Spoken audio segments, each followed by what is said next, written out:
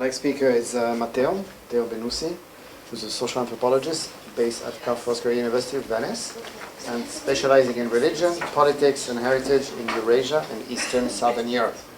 Theo's current research interests focus on Islamic piety movements, halal practices, and the politics of virtue among Muslims in Tatarstan, in the Russian Federation.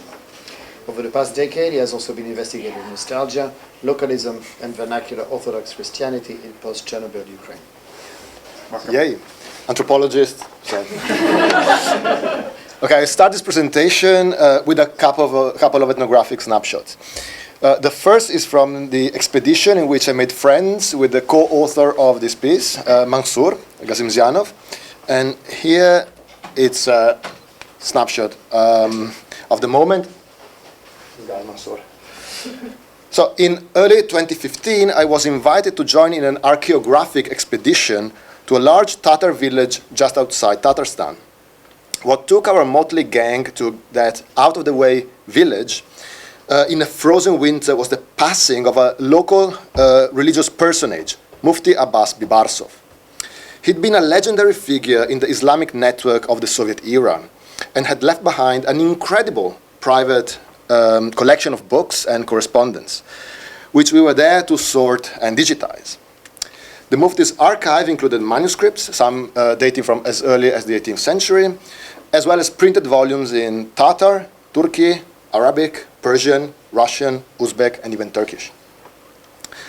Using different versions of each, most documents were written in Perso-Arabic letters, some in Cyrillic, others in Latin, using different versions of each script, which have slight similarities in shape, signs, and diacritics. It also featured handwritten documents from the Soviet era, such as letters, personal notes, and diaries, some penned in Cyrillic, some in Perso-Arabic, and others in Latin, depending on the time and circumstances under which the writer received their schooling.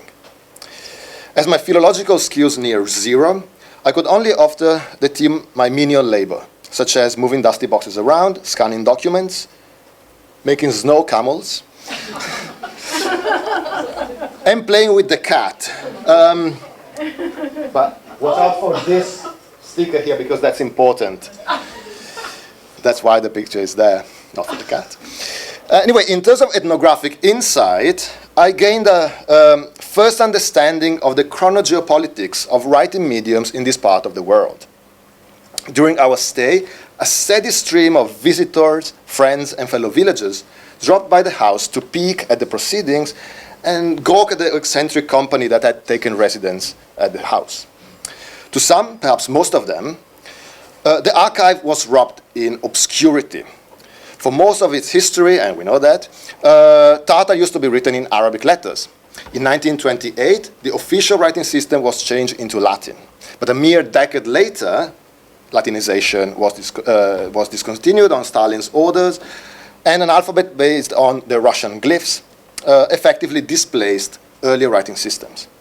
So to post-Soviet, post-Russification, and post-Cyrilization eyes, the archive's combination of unfamiliar scripts and forgotten tongues was therefore hard to crack. And yet our friends had a fascination with these old papers, their materiality, as well as the arcane signs on the pages. The archive spoke of bygone times. It offered insights into layers of the Tatar past, bringing to life all the complexity of its influences.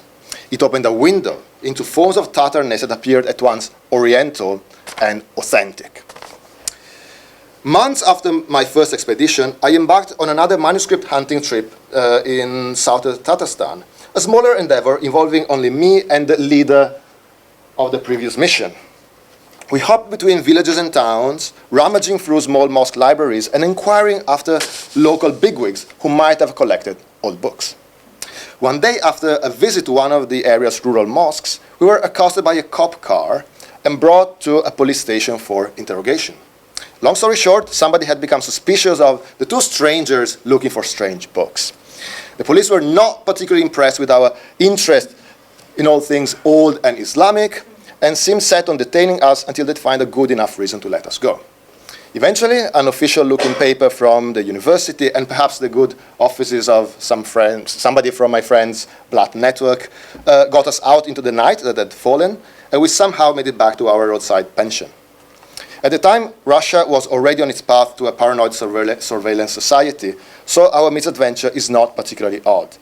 Islam is a sensitive topic in the country. Yet, obscure old manuscripts seem to us a fairly neutral, nerdy topic that would not attract much attention. I suspect, however, that the very opacity at the heart of our quest, the fact that we were looking for something cryptic, made our presence all the more suspicious. The other ethnographic vignette is, in a sense, the flip side of what I just said. During another fieldwork stint, Mansour and I visited the Shahri Bolgar archaeological complex, Tatarstan's main Islamic pilgrimage site and heritage hub. If Soviet-era book collections were private, hidden, and half forgotten, heritage is public, made for display, and memory shaping. In addition to the bombastically restored remains of medieval minarets and mausoleums, the complex, the Bolgar complex, sports a grand historical museum, a series of smaller exhibitions, as well as a striking new mosque. But for the purposes of this presentation, we focus on a relatively new addition, the Museum of Writing, Muzej Pismenosti, an open-air monumental court right by the Volga River, a few steps from the ruins. The site is composed of tall white steles carrying fragments of text carved in the different writing systems adopted throughout the centuries in the region and beyond. Marisa, this is for you. Yeah. From Turkic runes to Perso-Arabic, and from Latin to Cyrillic. It even includes the Old Uyghur alphabet, which was actually used thousands of kilometers to the east in today's Xinjiang, and never to write any actual Volga region language. However, its inclusion nods to the national storytelling and myth-making about the distant Inner-Asian ancestry of the Tatars. Now, in the case of the Museum of Writing, too, most visitors can safely be assumed to find most of the scripts unintelligible. The point of the monument is not in the content of the text on display, which are mostly pieces of poetry, but in the alphabetic variety itself and its association with A, powerful polities that ruled the territory generations before, B, the sweeping scope of the Islamicate, Persianate world, and C, Turkic brethren far in time and space, from the Tarim Basin to the Mediterranean Sea. What to make of these episodes? So in the remainder of this paper, myself and Mansour, as a kind of ghostly presence here, explore the variegated landscape of Tatarstan by framing writing systems as socio-technical arrangements of signs, enabling the transmission of content in literary languages. Or to put it otherwise, as graphic conditions of possibility for the exchange of information, or more compactly, as infrastructures for communication. Like all infrastructures, scripts, well, they are top-down and institutional, as Peter mentioned this morning, and they work implicitly, unnoticed, in the background. Once we learn how to operate them, we stop marveling at their ingenuity and tend to forget about them. To read an email, a novel, or a post, I don't need to pay attention to the letters composing the message, unless a decorative element has been added, and we'll get to that a bit later, or unless there is something opaque or undecipherable about it. Like all infrastructures, alphabets operate unnoticed until a breakage, a misalignment, or something otherwise unexpected takes place. The anthropological literature on infrastructure has abundantly documented that infrastructures are both political and poetic. Infrastructures often project an aura of modernity, grandeur, or complexity, sometimes of endurance, sometimes of dilapidation. This, we argue, also applies to alphabetic infrastructures. Thinking infrastructurally about writing systems allow us to foreground not only their functional dimension, which is subjected, as we have seen, to all sorts of political manipulations, but also their auratic dimension, which is also endowed with a political life of its own. Furthermore, the fact that in Eurasia, scripts often operate at a civilizational scale, augment their evocativeness. Cyrillic, Perso-Arabic, and Latin scripts function along vectors that traverse generations and historical eras, enveloping, conjoining, or separating diverse jurisdictions, cultural zones, as well as literary and religious traditions. As infrastructures bridging, connecting, siloing, and buffering writers and readers across times and spaces, scripts have a lively chronogeopolitical life. Now, a Benjaminian corollary to this argument is that inoperative or near-inoperative scripts whose functional capacity has run out of steam, has degraded, may acquire particularly resonant auras by virtue of their remoteness and antiquity, a force of evocation which is power in itself. Just like the ruins of defunct, long-unused material infrastructure have a chronogeopolitical power that heritage projects attempt to harness, so can ancient scripts also be caught in the politics of heritage, or feel dangerous if left unpresided over. This is particularly true of a place like Tatarstan,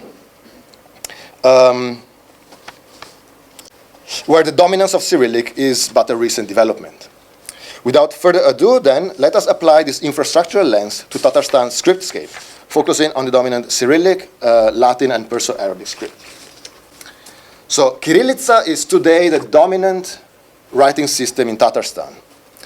The law establishing Cyrillic as mandatory for all languages in the post-Soviet Russian Federation is just 23 years old and was passed in the broader context of Russia's reorientation towards an aggressively assimilationist language ideology. In Tatarstan, it meant that the planned switch back to Latin, long cherished by ethnic autonomists, never came to fruition. The space for the Tatar language itself, in its written and spoken forms, has shrunk drastically during Putin's tenure. Being the default and only official script since Stalinism, Cyrillic has become naturalized as the obvious, unmarked infrastructure of written communication. Countlessly replicated across the region's scriptscape, ubiquitous, even banal, Kirillitsa may appear devoid of a strong aura. It becomes noticeable when something breaks up, namely when the Russian glyphs fail to convey the phonological features of the Tatar language. Then, a distinctly Tatar infrastructural component kicks in. In 2024, a beautiful illustrated book by the art collective Slavs and Tatar with Leah Feldman synthesized the adventurous story of alphabet change across the USSR. They poetically write that as an unintended consequence of Cyrillicization, linguistic minorities, and I quote, made Cyrillic their own, softened its angles, broadened its sonic range, and invited letters from other scripts to join them, end of quote. Visually, these other signs, other glyphs, have a particular importance because they signal that we are before a known Russian language. You don't even need to know the language to realize that's what is going on. For example, the schwa that we have seen earlier had been invited by a German to capture the phonetics of Bavarian dialects, was added to Tatar Kirillitsa to represent the near open front and rounded vowel a. Of all the Tatar-specific Cyrillic letters, the schwa emerged as an especially marked glyph, as a symbol of Tatar distinctiveness, of non-Russianness within a Russian-dominated scriptscape, not unlike the two-dotted I, y in Ukraine. In Tatarstan, the schwa can be found on flyers, stickers, t-shirts, placards, websites, and so forth. In addition to its symbolic link to a certain sound, it has also become indexically linked to ethnocultural and political activism. Now, before moving on, it is fitting to mention another way in which Cyrillic captures, so to speak, a special aura. And we dub it pseudo-hybridization. That is the adoption of Oriental typefaces that resemble Perso-Arabic features. Orientalization of Cyrillic applies to both Russian and Tatar and has both aesthetic and lato sensu sociopolitical implications. Across the board, Oriental typefaces are evocative of Islam, Halal, Tatarness, or both. And their adoption generates a de-Russification of Cyrillic. In the colonial setting of Tatarstan, it could be said that Oriental typefaces amount to a microtactic of graphic assertion of a distinctive identity in the face of ongoing assimilation. Symmetrically, it is worth mentioning traditional Slavic lettering styles, meant to evoke a sense of ancestral ethnic Russianness. Let us return to Bolgar for an example. Next to the ancient Islamic ruins that I told you before, there lies a village that used to be settled predominantly by Russians. Until the 1990s, the monumental Soviet-era sign bearing the Tatar name of the village had been written in an Old Slavic-looking Cyrillic font. But as Bolgar became the epicenter of Tatarstan's heritage-making campaigns, the design was changed into a more neutral style, bland, more ecumenical, less grating. So in addition to the chronogeopolitics of alphabet, we can also point to a chronogeopolitics of alphabetic styles. Arabica is perhaps the most oratic, most resonant component of Tatarstan's scriptscape. As an infrastructure of communication, it connects the present with generations of Tatar ancestors who used the Chagatai, Iske Imle, and the short-lived Yana Imle variant of the Perso-Arabic script. Today, to a majority of secular Tatars, Perso-Arabic might appear the ancient, decayed signing infrastructure of a lost civilization, solemn, full of arcane resonances, but incomprehensible. The average user of public space in Tatarstan is likely to come across Perso-Arabic rarely, and mostly in its relic form, as a testimony of earlier eras, and thus endowed with a great power of evocation. It is especially associated with mosques and heritage sites, such as the archaeological complex of Shahri Burgar, or the Khan's mausoleum in the Kazan Kremlin. Pious Tatars, however, do not merely gaze at Islamic architecture from outside. Those who step into mosques would find texts and calligraphies in Arabic, most predominantly the Quran, which demands to be intellectually engaged with as a matter of religious obligation. Most Tatar pietists are not fully Arabophone, and yet they consider the Arabic Abjad a venerable signic infrastructure for communication with the divine. For classical Arabic is the language of revelation and is the official language of heaven. Regardless of their individual proficiency, pietists encounter and engage with Arabic written texts through religious pamphlets, Islamic smartphone apps, and websites for Muslims, as well as cultural or religious materials reaching them from Islam's Arab heartlands. As such, this writing system links not only the present with the sacred time outside time of revelation, but also with a wider transnational community of fellow Muslims, and with the hubs of Islamic modernity, chiefly the Gulf states. Now, a brief consideration follows. Here, materiality really matters. Perso-Arabic script carved in stone at heritage sites is a signic expression of ethnic distinctiveness that's clearly political, potentially unsettling, but co-optable within a neo-imperial unity in diversity paradigm. It can be museumified. By contrast, the Arabic Abjad, as seen on Samizdat pamphlet or the smartphone screens of pietists, is something more elemental and more unruly, and gesture towards political possibilities that are not as easily reduced to imperial state-making. Latinica, and we're near the conclusion, occupies a special position in the region's scriptscape due to its historical connotations on the one hand and the appeal of contemporary visual cultures based on Western aesthetics on the other. In the 1920s, as we know, Turkic modernists, reformers, Jadids, and Bolsheviks pushed for a break with the obscurantist Perso-Islamic civilization, its institutions, its pedagogical modes, and therefore its literacy infrastructure.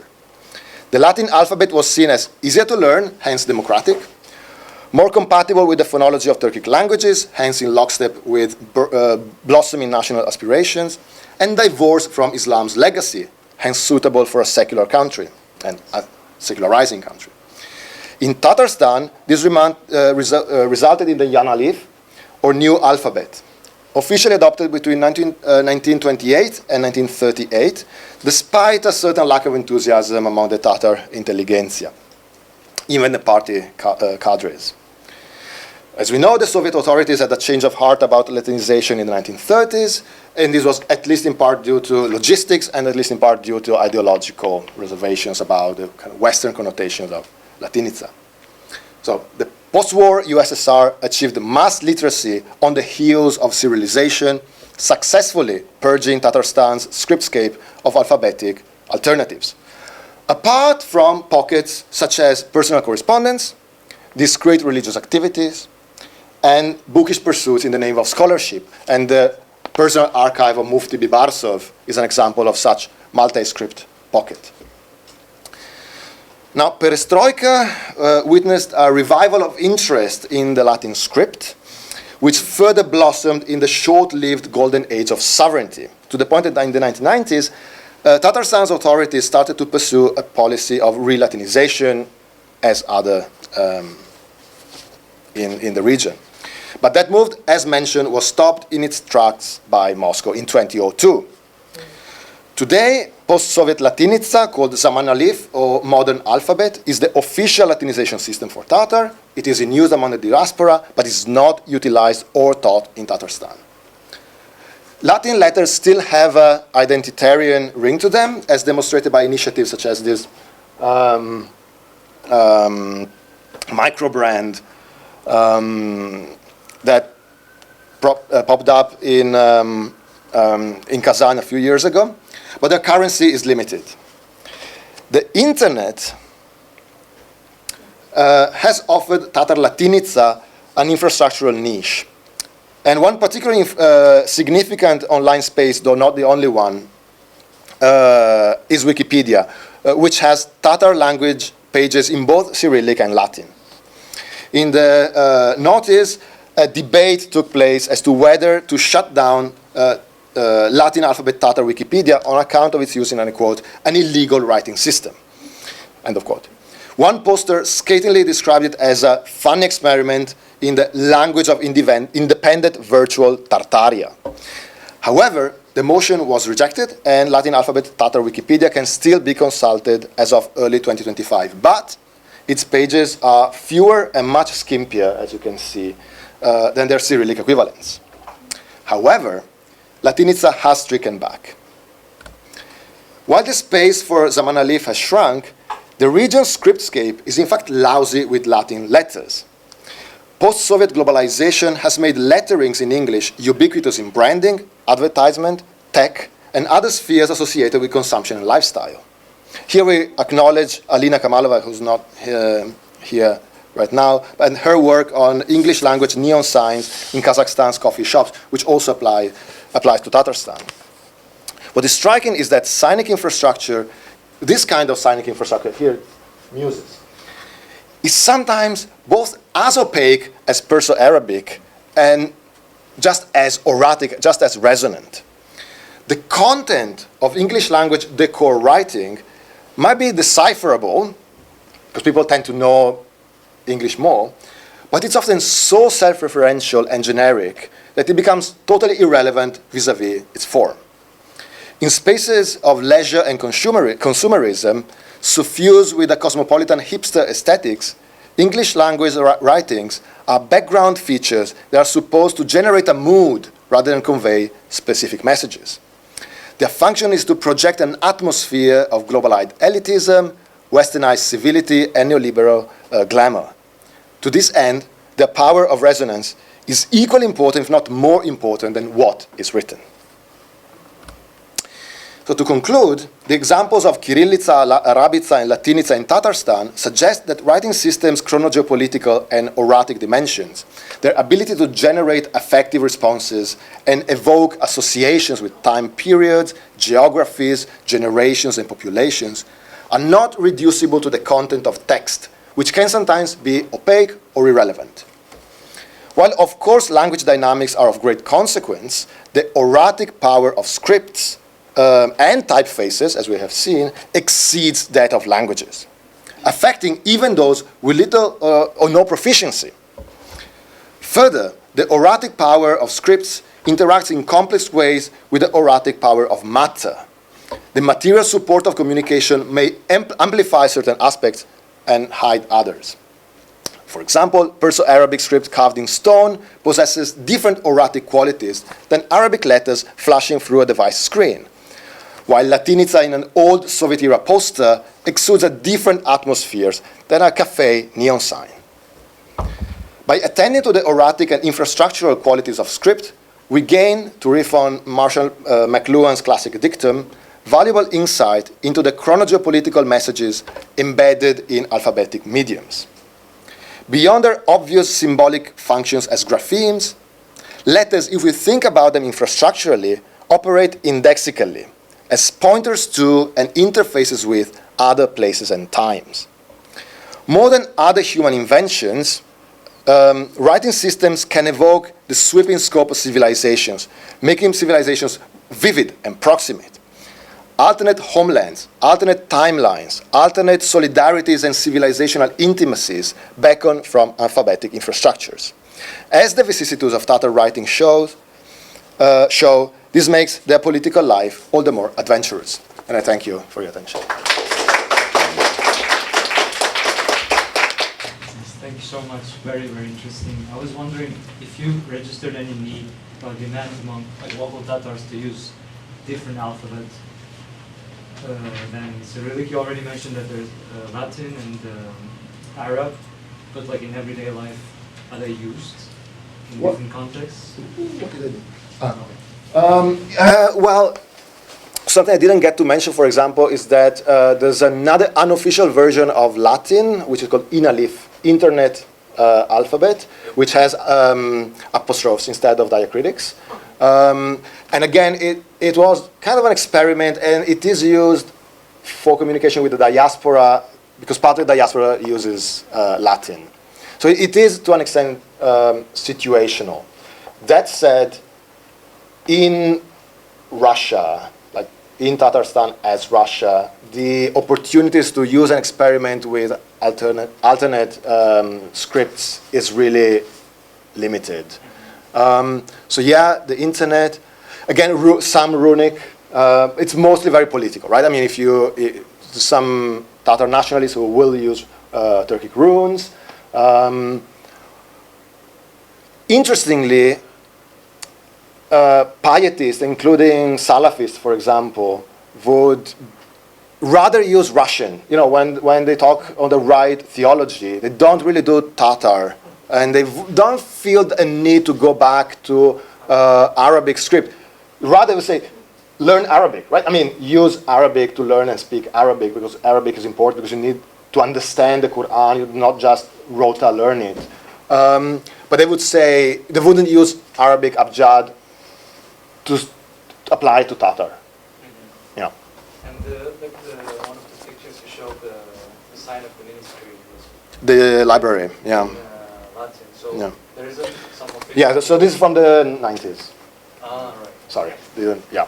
This is all gone. I see. Thanks. Okay, I'm just curious about scriptscapes, maybe in graveyards, because that's an important place to one. look at. I Good was one. wondering, is there any freedom of experimenting with graphic systems also in terms of maybe the use of these Oriental motifs in Cyrillic on graves? Have you noticed anything like that? That's such a good question. Of course, I visited graveyards as part of the, not because I haunt graveyards at night. But yeah, so you have all, of course, many graveyards were ravaged by Soviet modernization. But of course, there's some old tombstones, and old tombstones are in Arabic letters. Mostly then it's names of people, and there might be Arabic because you might have the name of, the guy in the name of God or something like that. Okay. Right now, it's mostly Cyrillic with perhaps like religious Okay. kind of calligraphic options. So that's allowed. that's Yes. something that can be Yeah, included in. as opposed to, for example, but this is a different story. There was a time in the 90s where portraits on tombstones were all the rage, and then they're like, depictions of humans not very good. And then you have people who other kind of added lids on the. Because they're like, we paid Cover for that. this, so we don't want to just erase it. We'll just add a little lid. Or the newer tombstones are picture free, and normally by scripture. Yes. Yeah. Yeah. Thanks. Victoria. Very good presentation. Am I correct in remembering? I remember when the Tatars talked about and tried to switch over to the Latin alphabet permanently in the 90s. So they changed leaders since then, right? There was a shift in. Yeah, but it was all in the Same name of time? continuity. Yes. So the new President Minekhanov is very much, operating in the mold of the legendary sovereignty leader. But that said, conditions have changed so much. So Minekhanov, the new leader, is still talked about as a pragmatic nationalist, but the sort of leeway for pragmatic nationalist policies to be implemented has dramatically shrunk. So even stuff was like, we just want some measure of autonomy and cultural, symbolic autonomy has become more and more difficult. So the leadership has been and is being criticized for really going to Moscow, whatever happens. But it's so difficult to, just do anything else. I mean, they are in Russia, and the regime is very clear. They don't want alternatives, and they're very threatened by what is going on in Central Asia. And they certainly don't want any subject within the Russian Federation to think of script change. And so, if they want to stay in power and stay free and alive, presumably, yes. Yeah, they're not going to change that. This isn't fully formulated yet, but I was wondering, so in the case of where almost all people living in Tatarstan can read Cyrillic, right? And so they're able to all of them. quickly differentiate between Cyrillic that's Yeah. Tatar Yeah. and Cyrillic that's Yeah. Russian. Yeah. However, I'm wondering for Perso-Arabic script, however, what... Yeah. Yeah, this is a very good question. Because in that case, I guess the indexical qualities are like actually, or the invocation of like a particular time period is even more blurry. Absolutely. So the opacity is functional. That's why it's more erratic because you have no idea. Then you have small like provincial museums where they're like, oh, this is an old Quran, and then I go there with Mansour, who's actually a philologist and knows the shit, which I don't. And it's like, dude, this is like a recipe book from the late 19th century, it's just anything. Like, it's a geography treatise, but since it's written in Tatar, but because it's written, and maybe a museum curator, there's people who work out of Intuition, they see something written in Perso-Arabic, they're like, oh, this must be a Quran, so they put it there because they have no idea what it is. And most visitors will be like, fine, that looks like my grandma had one of those. It was written in Arabic letters, so it must be a Quran or something like that. Yeah. Thank you so much, guys. Thank you.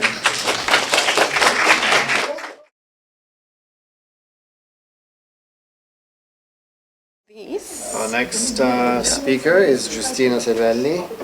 He's an anthropologist and sociologist of language, currently working as a postdoctoral researcher at the Department of Sociology at the University of Ljubljana with a Utopia Marie Curie Fellowship. She holds a PhD in Slavic Studies from the University Ca' Foscari of Venice and is a specialist in the languages and heritage of ethno-linguistic minorities in the wider Eastern European region.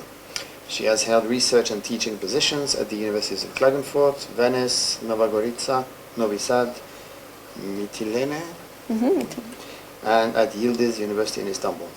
Her first monograph, The Alphabet of Discord, was published in 2021, and her two books on the Armenians in Bulgaria and on the Italian-Slovenian borderland came out in 2024. Thank you. Thank you so much, Frank, for inviting me here. Thanks, everyone. I will take you to a different geography and also a different time framework, because I'll be talking about the strange settings that was taking place in the Kingdom of Yugoslavia in the interwar period, and the ideas on how to accommodate diversity of scripts. So this issue of the co-presence of both the Latin and the Cyrillic script, what was the idea of coexistence, and to what extent this diversity was functional to the creation of the new country of the Kingdom of Yugoslavia. So I'm not sure how familiar you are with this area, but maybe you're wondering why am I presenting here, because most people are talking about Central Asian issues, but actually the question of script choice and script reform was actually very much connected between Central Asia, Turkey, and the Balkans. So there was actually interconnectedness of phenomena about script change and script reform in the 1920s and 1930s. And the conditions were also similar in a way. So there was this idea of modernization. And of course, after First World War and the big political changes, what was the possibility of implementing such script reform? So in the Kingdom of Yugoslavia, that was called like that in 1929, after the Kingdom of Serbs, Croats, and Slovenes emerged after First World War.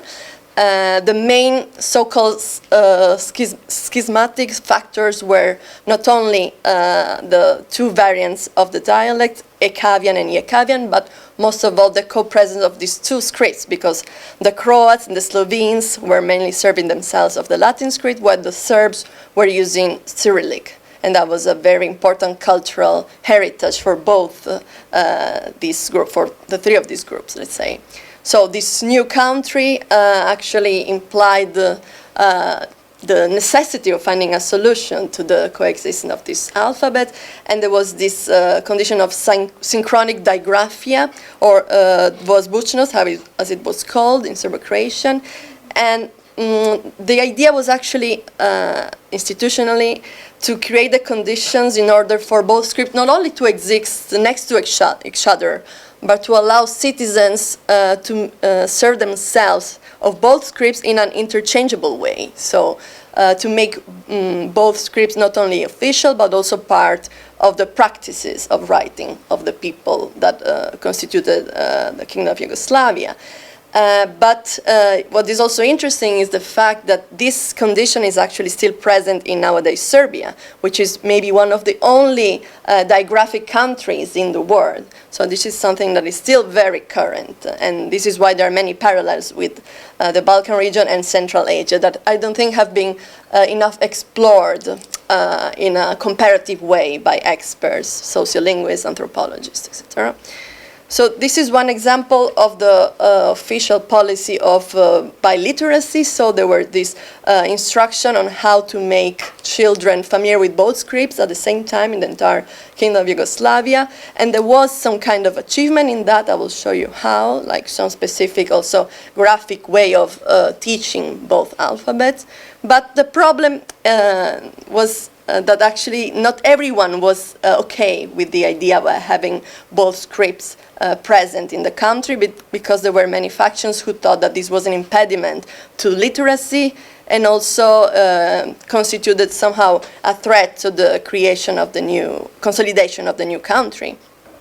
So the three main ideologies, script ideologies, that we can define them back then, to overcome the situation of digraphia was the idea of Latinization, of course, to make the Latin script the only one official, and to remove the Cyrillic alphabet in line with the experimentations that were going on in Turkey, in Central Asia, and other parts also of the Balkans, because there is no time to mention this, but also in Bulgaria and in Greece, in those same years, in the late 1920s and early 30s, there were many proposals to switch to a Latin-based alphabet. So it was something that, of course, resonated in the debates within all these countries, because there was circulation of ideas and all these contexts were interconnected. There was another line of thought, which was, of course, put forward by the proponents that were closer to the Serbian cultural spheres, to make Cyrillic the only official script and to remove the Latin script. Why? Because Cyrillic was seen as the true Slavic alphabet, so it had more connection to the, let's say, identity of the Kingdom of Yugoslavia, which wanted to build itself in an independent way in this post-imperial context, of course, post-Habsburg and post-Ottoman. We don't have to forget that the Kingdom of Yugoslavia had this heritage, so both Habsburg and Ottoman. So this was a proposal to make only Cyrillic, the official one. And then there was this very interesting, intriguing proposal I'll be focusing on later in my presentation about the possibility of creating a third way, a third script that would result from the combination of both writing systems. I will show you what was specific in this very peculiar proposal. But first, I wanted to draw your attention to this text. I'm not sure if any of you has ever encountered that. This is more, of course, for those interested in a historical aspect of script reform. But this was a volume that was published by the International Society for Cooperation, for Intellectual Cooperation. It was actually published by the League of Nations, so it was connected to, let's say, the idea of making peace and intercultural communication across the world faster and more, let's say, functional through the adoption of the Latin script in different countries of the world. If not through a script reform, at least through the division of a unified transliteration system that would apply to Japan, China, of course, to Iran, even to Palestine, like to many, many countries of the world. This is very interesting, very intriguing. And in this book, different experts who have worked on the, let's say, practices of Latinization in different countries of the world are writing their reports and their comment. So there are many comments coming from all the countries of the world. There's a lot also on the Soviet Union, of course. And so this was part of this, let's say, utopian idea, also in line with the creation of new artificial languages, for example, Novial, if you've heard about that. So it was this maybe idea that peace could be finally created and maintained through the creation of the conditions that will allow a better communication between people. So you find many interesting information about that. So we know about the Latinization context, which was also important for the Balkan and Yugoslav context, but most of all it was Turkey, actually, because the Turkish case was a case that was felt as closer to the Kingdom of Yugoslavia, also because of this post-Ottoman heritage, let's say, and also because of the presence still of some Turkish minority within the country, who switched to the Latin alphabet by virtue of the script reform in Turkey. So this was seen also as a case that could be brought forward by the Latinization proponents to show that there was actually a possibility of implementing that, since Turkey had succeeded very well. So this is a case. So the old writing system was very complex, very difficult. And in the book, in this book, L'adoption universelle de caractère latin, you actually find also a very interesting introduction by linguist Otto Jespersen, and he's also, of course, one of the Latinization proponents, and he's saying in a very Eurocentric way, of course, that the countries that are the most important for the whole world civilization are the ones who serve themselves of the Latin script, and that intellectual cooperation throughout the civilized world would be greatly facilitated if the same writing system were used everywhere. The diversity of alphabets in use is one of the greatest obstacles to reconciliation between nations and races. So this is one of the ideas that he put forward. And actually he even mentioned explicitly the case of Yugoslavia, where you could see the strange spectacle of a population divided into two religious spheres using two different writing systems to transcribe what was in reality the same language. And he also compared it to other cases, such as the case of India, that was using two scripts corresponding to two also religious forms of belonging. The report about Yugoslavia itself in the book was written by this actually French linguist, who also lamented, let's say, the existence of two alphabets in Yugoslavia that constituted this impediment also to the implementation of literacy reforms. And so he also saw this the only way to succeed in making, say, the country united graphically and culturally was to implement a script reform based on the Latin alphabet. So this is one of the books that I mentioned before. It's written like the way to how to learn Latin after Cyrillic and Cyrillic after Latin. So it was actually a way to expose children and students to different exercises in order to improve their skills in like passing from one alphabet to the other.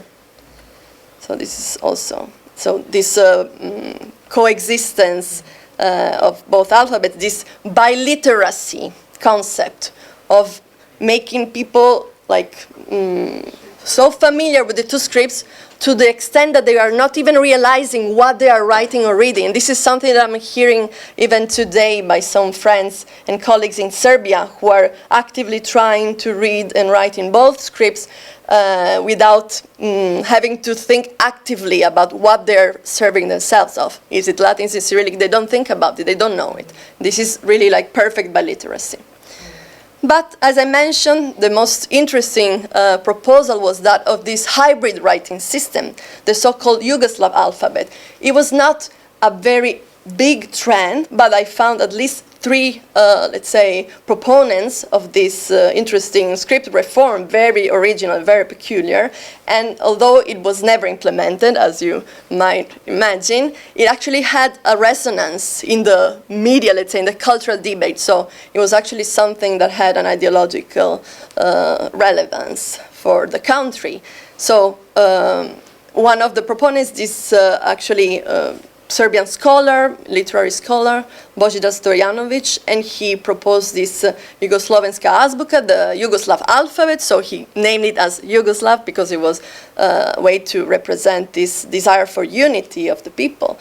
And he thought that this new writing system that would consist, I will show you now in one of the next slides, half of the letters coming from Cyrillic and half of the letters coming from Latin. So a hybrid writing system. That would represent a true unification between Serbs, Croats, and Slovenes, who formed a single nation, because two alphabets were a luxury for him, and that contributed also to ethnic antagonism, confusing children and making literacy more difficult for many strata of society, also for ethnic minorities.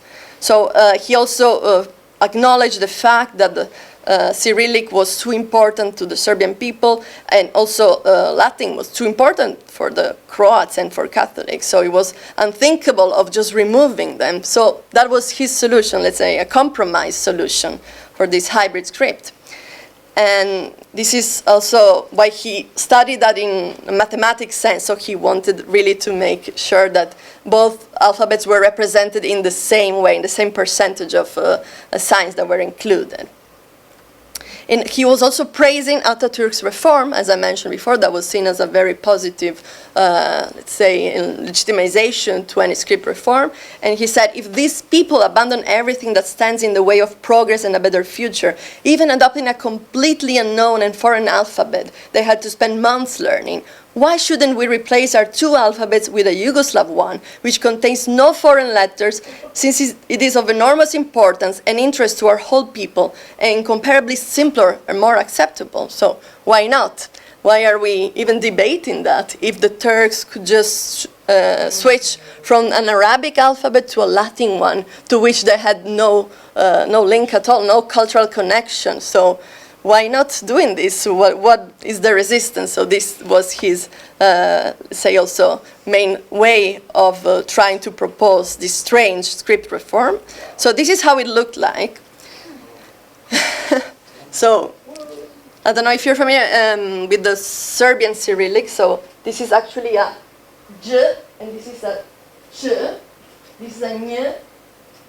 Yeah, but those are real signs of Serbian Cyrillic that were actually introduced in the early 19th century by Vuk Stefanović Karadžić, who reformed the Serbian Cyrillic alphabet. So that's why those signs were, of course, retained, because they were important also in Serbian cultural imagination, let's say. Is that a pa or a ra?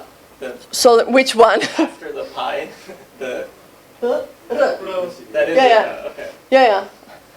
So it was just. Oh, duh. Yes.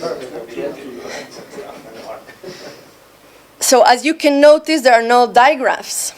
So this is also very important. It was mentioned earlier. So how to implement a successful script reform? That's also it needs to reflect this phonematic principle. So one phoneme, one grapheme. This is very important. And this was maintained by the three of the proponents that were favoring this script reform.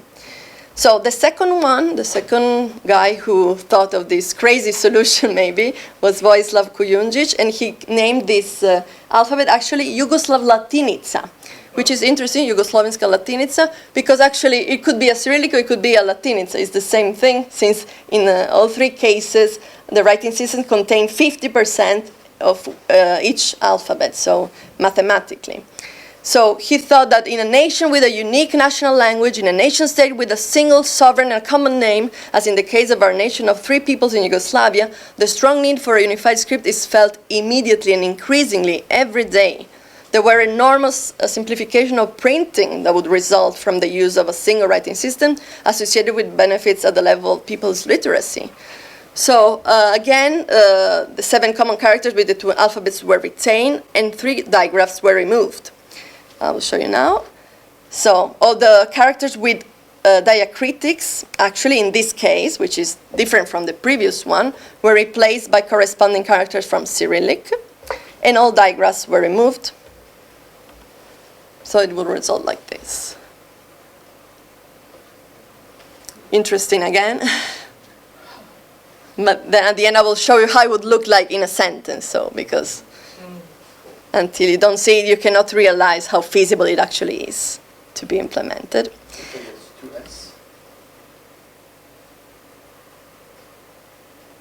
That's a ts, the last one. This is a ts. This is a j. Maybe you're not familiar with this also. This is a sign of the Serbian Cyrillic. Yeah, I forgot to mention that there is j, ch, which is there, and this is j. Apart from j and j. And this is ch. This one, you know. Yeah, so very interesting, I think. And the third proponent of the Yugoslav alphabet was this guy. Actually, I couldn't find enough information. There were not very, let's say, outstanding personalities or very well-known scholars who proposed this script reform. It was random people, let's say. One was a doctor. I forgot to mention, Kujundžić was a physician, like a physician, a doctor. And while this guy, I couldn't find enough information, but he published not an article, since it was not like the other ones, published on this Život i Rad journal, but it was actually a small book. And he was also aiming to contribute to the general use of a single alphabet in everyday life, in the territories inhabited by 3 peoples, etc., etc. So, compromise in such a way that Cyrillic and Latin can participate equally in the construction of the future alphabet. Because he was also criticizing the Latin script for being totally like not reflecting the specificity of the oral language, and also, for example, he was making fun of English, the English alphabet that was impossible to read, that did not match, it did not adopt the phonematic principle, let's say, of 1 letter, 1 sound. It was absolutely not. He was also, interestingly, noticing that actually contact between alphabets was already taking place in the spontaneous practices of people who were writing and sometimes mixing one alphabet with the other. This is what he argued. And so he said that this is just something that was already happening and could be implemented by a real script reform. And also he recognized that actually alphabet is just a convention. That's just a convention that could be changed, so there was not big deal. It was just a script reform that should be implemented, like in the case of the Turkish nation. So this is the other example. They're all slightly different, as you will see then in the phrases.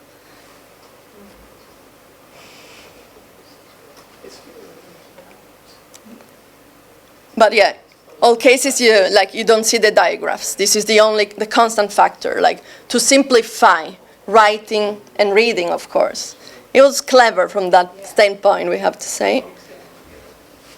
Even though, like, the Latin alphabet was already, apart from 2-3 digraphs, it was totally readable in terms of this phonematic principle.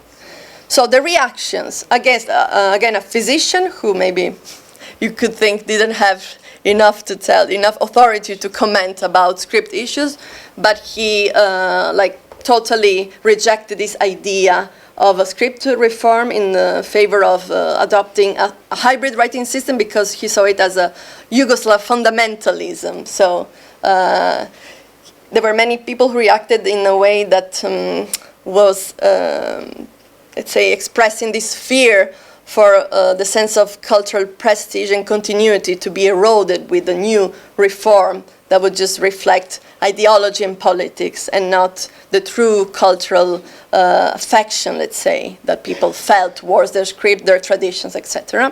So this guy, Aranđelović, just totally rejected it, didn't save anything of it. While Aleksandar Belić, who was actually the main philologist in Yugoslavia, he was a very important personality, he noticed that it was an important attempt to overcome this dualism and these also frictions between the nations that constituted Yugoslavia, but he admitted that it was not something feasible to implement because it would have cost so much to reprint all literature in the new script. It would have caused a lot of, let's say, troubles to be implemented technically.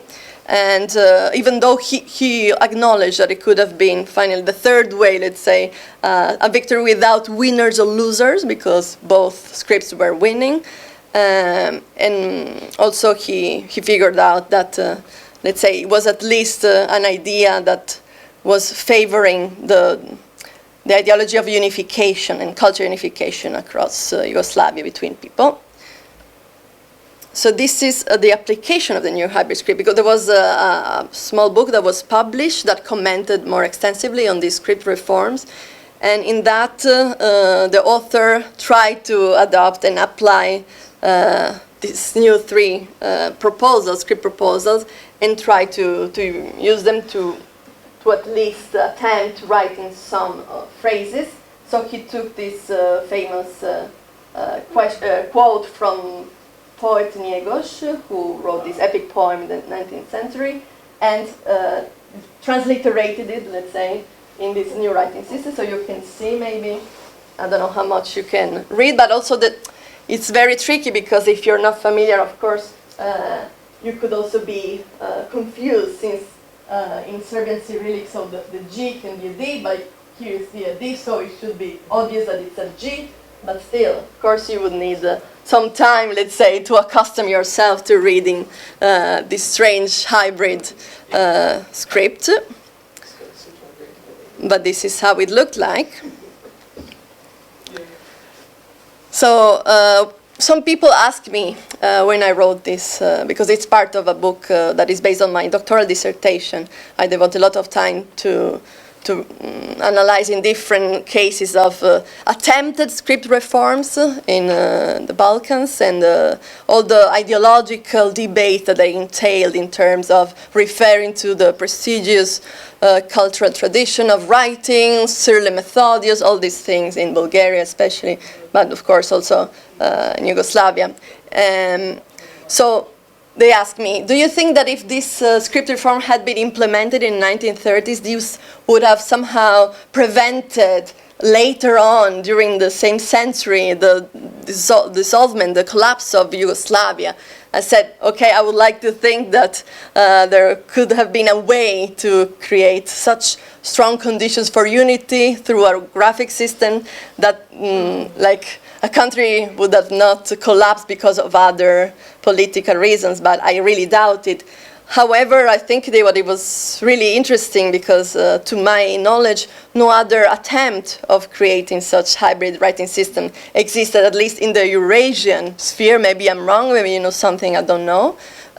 So I think that it represents, nevertheless, even though it was never implemented, a very interesting, a revealing, let's say, ideology on the power of writing systems to reflect the idea of unity and also to create utopian visions on like the graphic appearance of a nation, let's say. This is something very, very interesting. And also it's something that still could be related to contemporary Serbia, because as I mentioned, it's still a digraphic country, which is the only one within Yugoslavia, the former Yugoslavia, that has remained so. So maybe you heard that in Croatia, actually after the collapse of Yugoslavia, not only, of course, Croatian was written in the Latin alphabet, but all inscriptions in Cyrillic, because of the presence of a Serbian minority and also because of its, of course, belonging to Yugoslavia, were removed, and there has been so much going on with regard to the maintenance of Cyrillic alphabet. So it's been a very, very tough time for Cyrillic and Cyrillic users in Croatia. And so many interesting cases have been taking place also in Bosnia and Herzegovina with the Cyrilization of Republika Srpska, for example. So I think that the Balkans really constitutes a very crucial place, together with Central Asia, to study the use of scripts and the ideologization of scripts. So these are specific to actually this study and this context. And if you're interested, I have written about this in my book, The Alphabet of Discord. Some of you already know it, and there's many interconnections. So it not only deals with the post-imperial, like interwar period, but also to the post-socialist. So there's a lot of things that are interconnected, and a lot of references also to Central Asia and this interconnectedness of phenomena that were taking place and are still taking place. So if you see also, I wrote in the different different ways of, let's say, serving myself of the hybrid graphic system. So thank you. Yes, please. This was so much fun. Thank you, Justina. I was reminded of a time pre-appearance of smartphones, when in Russia, like, there were no Cyrillic keyboards, right? Mm-hmm. And right, Nokia, right? And it's something in the sense that, of course, the people wrote Russian using Latin letters and numbers, and sometimes Latin letters that could be like P, could be R, and Ch use for like in Bulgaria, yeah, so, same thing. You know, it's a short-lived phenomenon, but it kind of belongs sort of hybrid. So you might add it, to your catalog of hybrid. Yeah, it's already there in my book, because I wrote about it with regards to the Bulgarian case.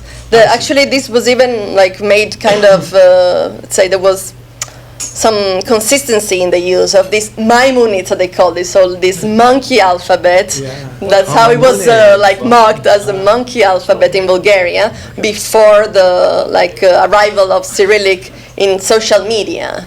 So I actually also served myself of that in the past, but now it's not the case any longer. Yeah. But yeah, it's very interesting. And also, if I can add, there were some Serbian informants who told me that they actually, in order to write Cyrillic back then on their cell phones, I mean like Nokia cell phones, that would require so much effort, but they would do that because that was so important to them to serve themselves of Cyrillic also in this fast communication with telephones. We used to use that in Tajikistan when mobile networks became a thing.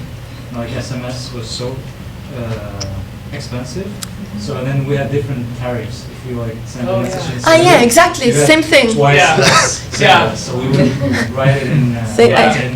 Have a longer. I heard same thing in Serbia. Yeah, I lived in a dormitory where there were some Uzbek and Tajik and Moldovan migrant workers in Moscow in the mid 2000s, and I remember an Uzbek being like, "Look, I can just do it in my own language. I'm better than these other guys, Yeah. Yes, please. Yeah, really, really interesting. Thank you so much. I have two questions. First, I was wondering if in these debates, historically, if this old Croatian Glagolic alphabet came out.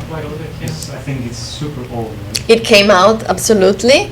It came out, but it was never considered as a possible element to introduce in a script reform. Nevertheless, in the book I mentioned the re-emergence of Glagolitic in the post-socialist phase after the collapse of Yugoslavia, which is a very, very important, paramount important element in the construction of the new Croatian nation. So it's everywhere, and it's spread like in the last 12 years, as a symbol of the most prestigious heritage of writing relating to Cyril and Methodius. And of course, this also triggered the reactions of Bulgarians and Macedonians, especially Bulgarians. They see themselves as the true descendants closest to Old Church Slavonic. Exactly. Also because they claim Cyril and Methodius being Bulgarians from Salonika. So, but if you go to Croatia, you will see like how it has been converted into like a gadget for tourists. Like Glagolitic is everywhere. And also, it's actually being implemented even in some school education. There are some summer schools, and there had been the proposal to introduce it at university. And you'll find so much, even websites written with that. So, and restaurant menus. This is happening today. So, but back then, like it was also an element used in the debates, definitely. And my second question is, if in this debate, the Soviet Union tried to promote Cyrillic, push alphabet diplomacy. I know the Soviet Union had a lot of things to go through in this time period themselves, but I was wondering if they were sort of trying to push for the Cyrillic to become an alphabet in Yugoslavia. Oh no, not at all. Actually, this was earlier, so it was during the Latinization, actually, reform in USSR. Imperial, like Russian Empire, or? This, I mean, the early 1930s, it was still the period when Latin alphabet was. This also constituted one element of legitimization of Latinization reform. Exactly. So it was also seen, especially then in Bulgaria, even more because Bulgaria had even stronger connection to Russian. They were saying, since there was the rumor, let's say, that Russian itself might be, Latinized. This was one of the reasons that triggered many proponents to switch to the Latin alphabet for Bulgarian too, but then this was not the case. Okay. One more question. Yeah, one more. Actually, I'm not quite sure. I usually hate people who say comments, but I wanted to let you know what you made me think of, which was that because it reminded me of at least what I learned about the Cyrillic alphabet used in Russia, that in Peter the Great's reforms, I mean, it was explicitly to like take the shapes of Latin letters and make Cyrillic letters look more like Latin, and that's why many like the difficulty of deciding whether it's a P or a da, you know? And then that made me think as well that there's all of these, there's like a whole ideological foundation of similarity between Latin and Cyrillic. Like, I mean, even something as basic as reading from left to right, that it's an alphabet and not an abjad or something, because when you mention Hindi and Urdu, I was thinking, I mean, like, think about making a mash of Hindi and Urdu. It's like impossible. You're right. Yeah, Devanagari and Arabic together too. So it's just interesting in this like attempt to make more close, like all of the work that's gone into making it close enough to do that in the first place. Definitely. It's actually a way to go back to the roots, also to the Greek alphabet in a way, because that's how it all started. Yeah, definitely. Thank you.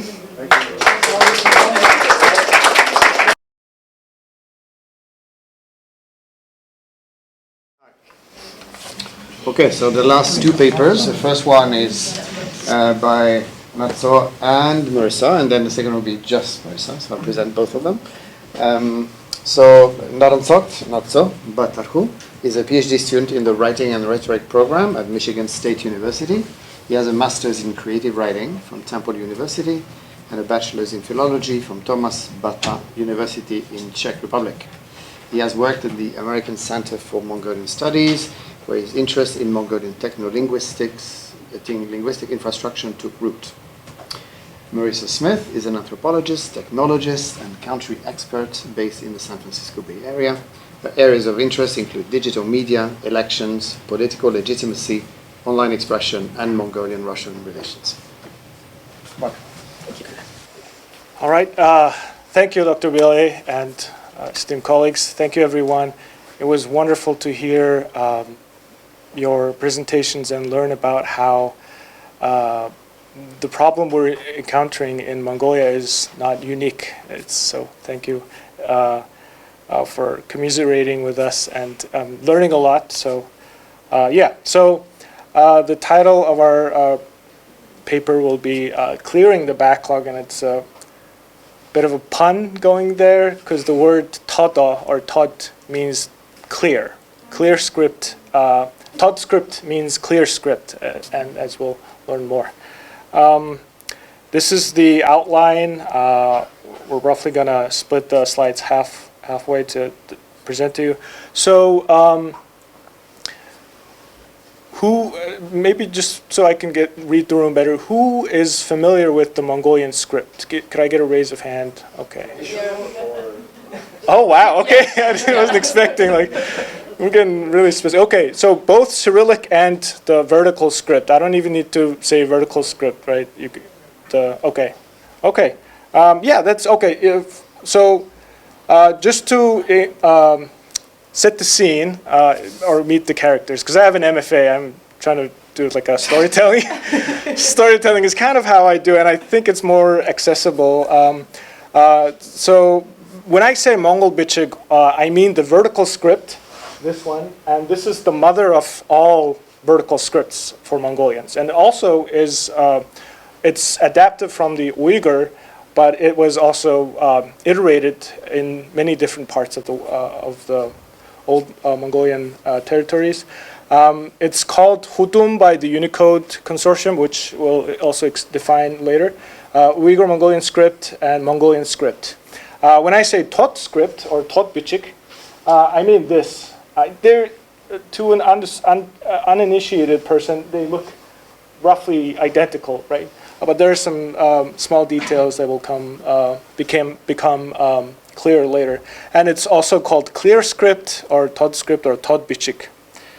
All right. So when I say Unicode Technical Committee, all this stuff we're talking about, I've been itching to ask at the end of almost everyone's presentation, like, has your has the alphabet you were studying developed a keyboard input method?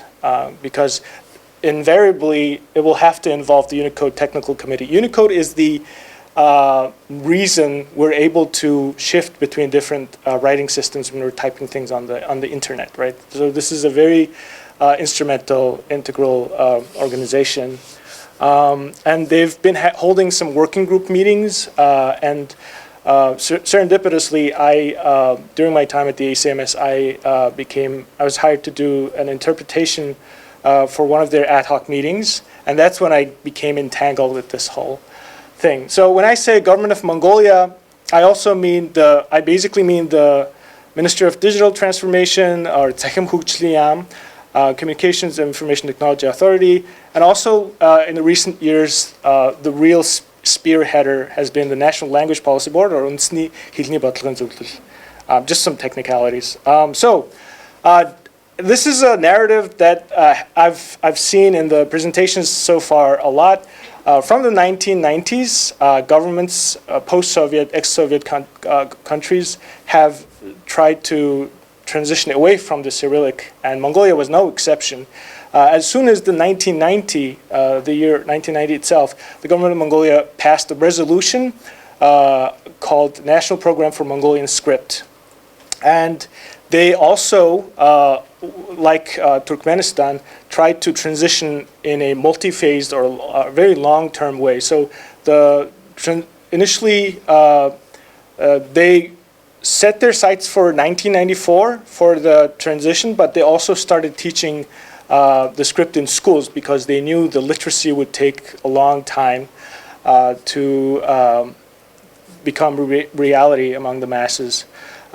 And roughly around the same time is when the Unicode Consortium was established to create a new international multilingual text edit encoding standard. So this is the reason, if you've seen those annoying unrecognized Cyrillic texts, right, that you have to like convert from UTF or whatever, it's all solved, decluttered, thanks to Unicode. And then I'll just briefly talk about how Mongolia joined this international initiative to encode their pre-Soviet or classical script. But the main point is in 1996, Mongolia and China submitted a joint proposal to encode the Mongolian character set. How did we achieve that? Oh, sorry, actually. So continuing that narrative, in 2020, Government of Mongolia passed another resolution, which is called the National Script Program 3, and they really geared up to adopt a dual record system. At this point, though, still, they're not really trying to push the traditional script to the masses or the public. It's for civil servants or the government's records. So it's strictly for official documents, and yeah, it's going to be a digraphia. And as of 2024, after 28 years, Khotum typing is still confusing and glitchy, and we will talk more about it. And obviously, the 2020 resolution had planned to make this program come into effect by 2025, right? And it's 2025. So what have they done so far? Well, they have done some stuff, including the national typing standard. They have a keyboard input for Android, iOS, and Mac OS, and they have a Mongolian script workbook for civil servants. The problem is these are based on a Mongolian private company developed model that is not entirely compatible with the Unicode model. So that is one of the ways the glitchiness manifests itself, right? Okay, so just a quick history lesson. I'm sure you guys are really familiar with it. Advanced Mongolian scripts. Yeah. Yes. In 1202, the Uyghur scribe Tatatonga was recruited, let's say, by Genghis Khan to create the Mongol Bichik. And in 1587, a Halkhayush scholar made another variant because at this point, a lot of Tibetan and Sanskrit sutras were being translated, and some of the consonants were really hard to enunciate or even mark down. In 1632, the Manchu scholar at the beginning of the Great Qing dynasty decided to create a new variant based on the Mongolian script, the classical script, and created the Manchu script. In 1645, and this is the script we were talking about.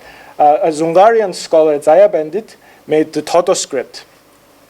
And in 1905, the Buryat scholar Agvan Dorjeev made a Vagindra script, but he sort of reneged. He went back on his statement and said it's better to be actually loyal to the classical script, and then the Soviet pressure to adopt Cyrillic overpowered the Buryat population.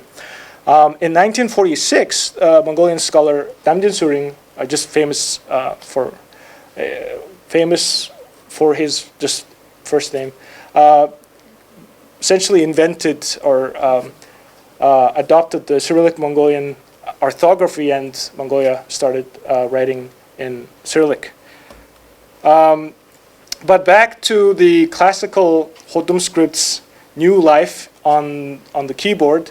This is how it's written. There are some really unintuitive arrangements which we won't go into detail, but the paper will have all the tables. Interestingly, I should mention that sometimes when we type the Khotum in a Microsoft Word file, it can look or it can be glyphed or shaped correctly, but when you copy it and paste it to a browser or an email or Facebook or another software, it will just break down. So that's a big problem, and that's just the way it's. So these problems with Unicode encoding has been addressed as early as 2011. Essentially, because the character sets are, when they're used by different vendors to create these different input method editors or keyboards, there are no consistency. So there are a lot of glitches and differences in being rendered when they're rendered by different fonts. And Mongolian BaiTi is the main system font that was developed by Microsoft Windows. Microsoft, basically, right? And it's too small to read. And I'll show you why they are. And so far, it's not possible to type in Mongolian script if you have MacBook. Or if you're trying to create some graphic design copies or creatives on Adobe Photoshop or stuff like that, you're not able to do that. So I was trying to make this like a flashback and then going back to the main narrative, but basically going into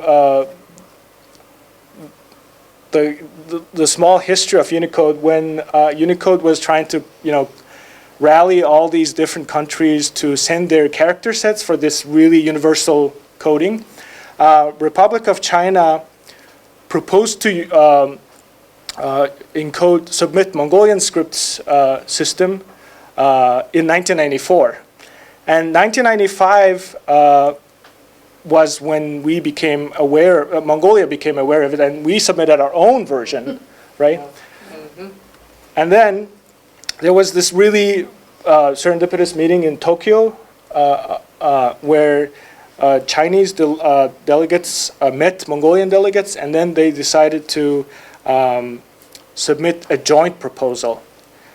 One thing they really tried to abide by is because the writing system is read different ways because of the limited number of graphemes, there has to be no information loss. And some letters have different presentation forms under the same context, and these form variants are of different meaning. This is not predictable by ordinary context analysis. So they try to both abide by the presentation forms shall not be coded principle. I'm reading that wrong.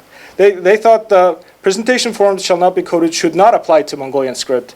Basically, and then they also acknowledged the way the Mongolian script is read by human eyes is very different from the way it's being read by machine because different vowels are written the same and so on. So it's going to cause a lot of problems when we're especially doing data indexing and searching, etc. Yeah. And for AI, it's like no one has any idea how to, Yeah, so they really tried to get into the nitty-gritty of it, and hence the issue. This is the Unicode, the Mongolian Unicode block. It has not just Mongolian, but also its variants, the Manchu, the Shibe, and Todo scripts there.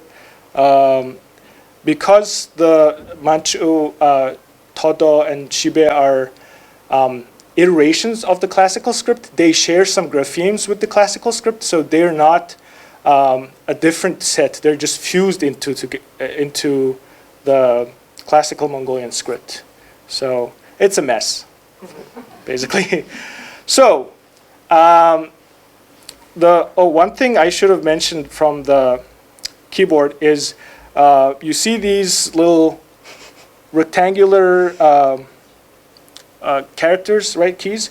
They are Mongolian vowel separator, free variant selector 2, and then once you click on, if you don't, in the space of backtick and tilde, there's free variant selector 3, and to the left of the return key is free variant selector 1, and then to the left of, in the space of minus, there's non-narrow breaking space.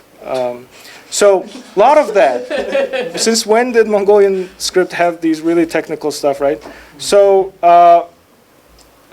this is basically very unintuitive to type, and these free variant selectors, which Marisa will also elaborate on, are basically created to account for this really wide, all-encompassing and different varying variations of the Mongolian script, right? So one free variant selector would be like, oh, it's to toggle the different glyphs of the letter He as written by 13th century Mongolians or modern Mongolians and so on. But it's creating a lot of problems because just the regular Mongolian citizen, when they're prompted or when they're interested in the classical script, can't really pick it up, like can't start to type it, right? And that is something that was also echoed by Mulaney's work, which actually was mentioned by another Chinese scholar. Just the failure to grasp the psychology of retrieval by the masses will mean that it's basically not used by the masses, right? And also, when we're in the context of this, modern era, if your language, if your writing system is not on the internet, it doesn't exist, basically, right? And also, less than 5% of all languages have a chance of digital ascent. So this is, because of all of this, all of these Unicode issues, the Mongolian script itself is not being fully revived by Mongolians. Namely, the issue with the classical or Hotom script is two things. Multi-to-one confusion. Basically, I told you the Microsoft ByteDance is really small, right? I had to enlarge it. I think this was like 20, whereas this is like 12 or something. It's really big to match the Latin Roman equivalents, but this can be read as undisuteng, but also because u, a, u, and a, u are written the same in the beginning form, it can be read also as undesodang.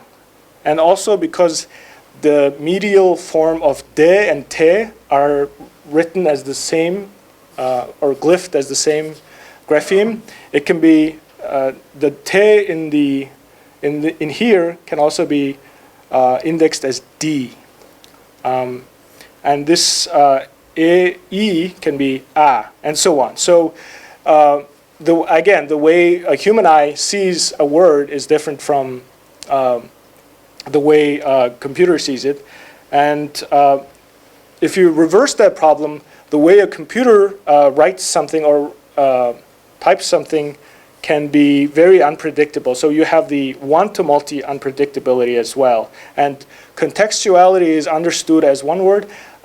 So it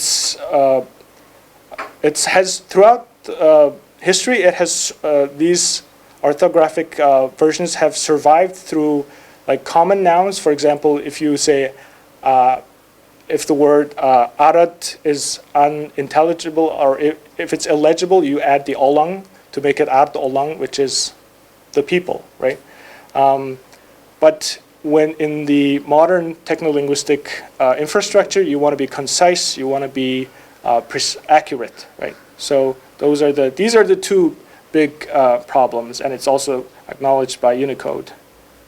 All right, and I'll pass it over to. Okay, yeah. So I was actually just hanging out with a bunch of people from Unicode last week down at Stanford, and I guess just to kind of what I would add too about Unicode is basically a space for I think it's a nonprofit foundation, or it is now for profit, but it's like it's not a corporation, and it's a space where like representatives of all the major tech companies are coming together so that they can create systems that interoperate, as we say,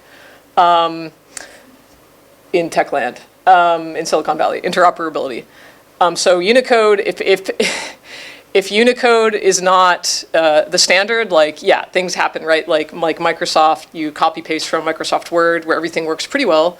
You try to go into any web browser or anything, and things break. And it usually has to do with this zero width joiner, et cetera, et cetera. So if I just go back to where we have this is just a single word, but since we're all kind of, I think mostly we understand how, agglutinative languages work in here, and vowel harmony and things like that, right? So the reason we have this no one-to-one distinction, right? Like, it's not an O and an U, the front vowels are represented the same, and the back vowels are represented the same, and that's why there's this problem there. But also the declinations. So one of the reasons you need to use this Mongolian vowel separator, it's to actually in vertical script, you don't write like a case ending, or when you decline the word, it's really like you write it as part of the same word. In this, it's detached. And so you actually have to represent that vowel differently. So you have to like type with the hyphen key. And this breaks all the time. And so there's just been a lot of, and in the last couple of years, there's just been a lot of, frankly, politicization of some of these characters, and whether they should be in or whether they should not be. Unicode, they put all of their documents of, even if like Natsu and I, we should just write this up and send it to them, right? And it would become part of their archive. So you can read all of this bureaucratic back and forth. I've read some of it, but yeah, now there's just basically tons of arguments about whether these should be in there or not. And it's becoming really problematic. So, and again, yes, to just be very blunt about it, what happened was Unicode started working with Chinese agencies. That's why the Microsoft font is called Baiti. In Mongolian, the word for the letters is Sagan Tolgoi, right? White head. And everything's working pretty well in Microsoft, but that's one thing that is also just kind of very like surprising when you learn. That's why it's called that. And now, actually, honestly, the Mongolian government in the Ulaanbaatar base, independent Mongolia, like they're just really just kind of doing their own thing, quite frankly. So this is an issue. Okay, so what kind of Natsu and I have thought about this Todbichig. This was created again by Zaya Pandita, who is a historical figure who created this version of the script that it does actually distinguish between the different vowels, right? Like the front O and the front U are differentiated, and the back O and the back U are differentiated, and I think the de and the te are also. This is what it looks like. So this is from the late Professor Georgi Kara's book about like Mongolian books and manuscripts, and this was both being like block printed, and this is a handwritten version. So this was being used.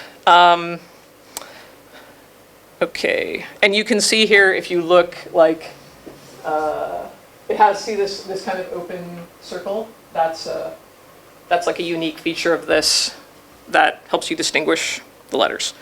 So this potentially lets you have like this one-to-one correlation at least, and it's not some of these other things that this long list of the weird dash boxes. It's how you actually differentiate between how the characters will look. You don't need to do that with this. FVS, right? Okay. Free variant selector. Trying to not get too deep into the weeds. And so again, Professor Kara, he pointed out too that some of these features too of this dialect that he was representing Zaya Pandita are closer to sort of the modern conventions in Cyrillic, so that might be easier for people to adopt.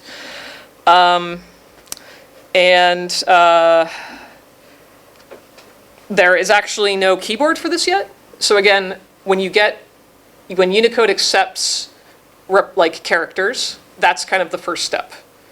That's different to having a keyboard made. There are different platforms to make and distribute keyboards. You can even make your own keyboard on Windows, which I recommend doing. It's actually pretty straightforward. But yeah, so there's no keyboard for Toto, even though all of the letters are there. And the reason, again, all the letters are there is because there was actually, I think in Xinjiang, there was a community of speakers who were using Toto. So again, the reason it's there in the first place is because of Unicode collaborating with Chinese counterparts and not speaking with, not speaking with Mongolian speakers and users in other countries. Okay. So again, yes, this is again about Zaya Pandita. So according to some sources, Zaya Pandita, he himself was actually created this script to be sort of like a pan-Mongolian script himself. That was actually part of his reasoning for doing this. So he was involved in, so now TotoScript is associated with Oirat people. But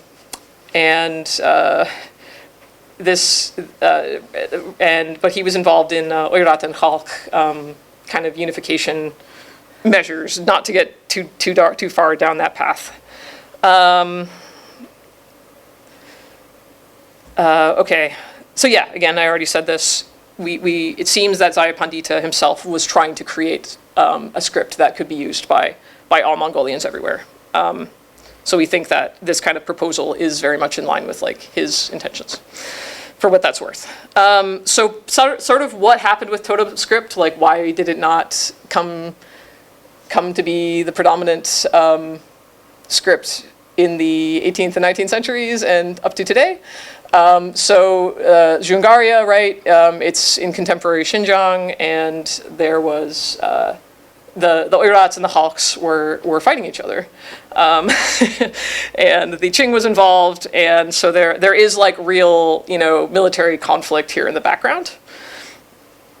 And it's believed that there were a lot more texts written in Tolbichig, or like Oirat texts, that were destroyed by the Qing. And there are other sources, people working in like the new Qing history have started to talk about that, but it's still in sort of English language historiography, I would say, it's not much talked about still. Okay, and then of course Oirats, so Kalmyks are also part of this. Many of them, after, of course, the genocide in Zhungaria, some of them moved to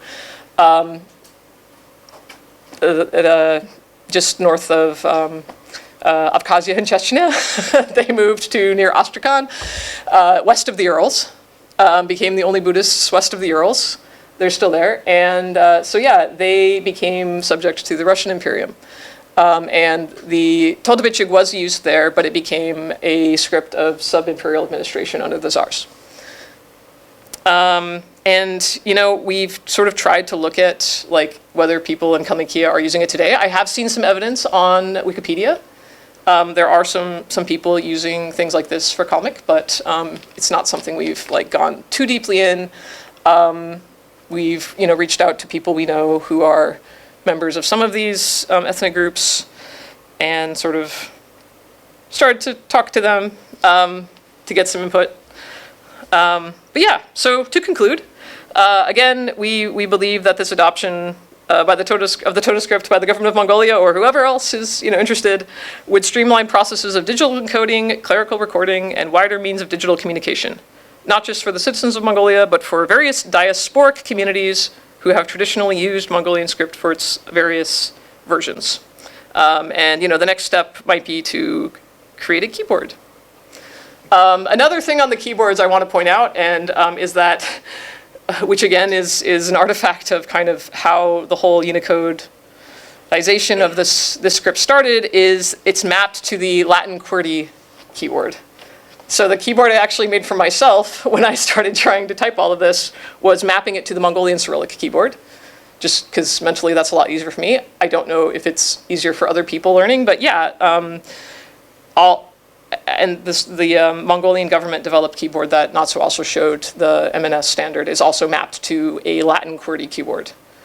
So, you know, I think there's an open question as to how usable that is for people in Mongolia now that actually Mongolian Cyrillic is very well supported across all of the major, you know, software platforms and companies. So that's also something we've worked on. Okay, that's, I think, all of our slides. Could you explain a little bit more why it's so difficult to encode it?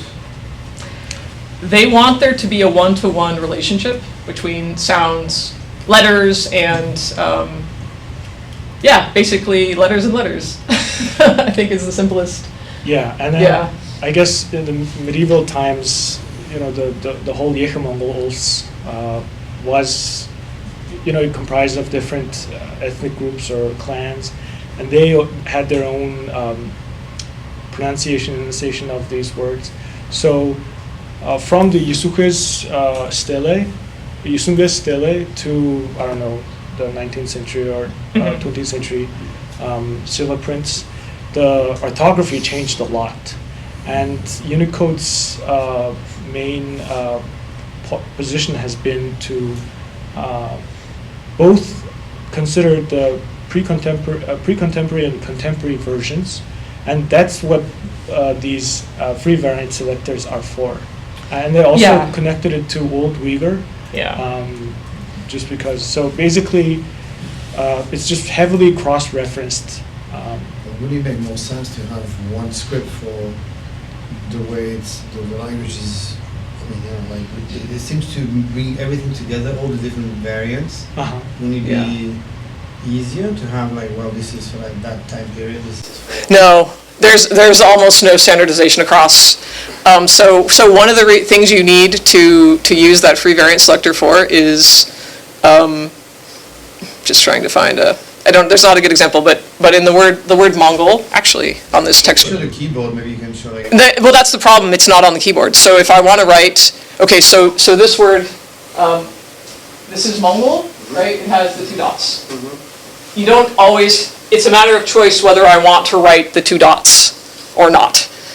And sometimes it's actually, you have to have it or it's just not correct, right? But you can't just type a key on the keyboard. There's not enough keys on the keyboard, right? For one thing. If you actually had a key for everything, that's one problem. You can't. I'm thinking, I mean, if you can type in Chinese, you know, you can clearly you must. Yeah, and actually there is a whole other set of input methods, and I believe Montsemé, the Mongolian news agency, is using one of these in IME. If you look at their HTML source code, you can see that they're using something else. Like you get this Latin, that doesn't correspond to anything. So that's another model, but that's also not Unicode. That's a completely other thing. Yeah. And the Mongolians' public use of the Mongolian script is really diverging from the Unicode standard. Because Unicode, there's also an ideological conflict between the Unicode delegates and the Mongolian delegates. Mongolians are trying to push for a more phonetic model just because it's intuitive for the actual native speakers. Who are Cyrillic first. Yeah, who are Cyrillic. So that also complicates things. Yeah. But the opposing model, but there's a lot of other complexities as well, but the opposing model, at least for some time, has been the graphic model, just grapheme-based.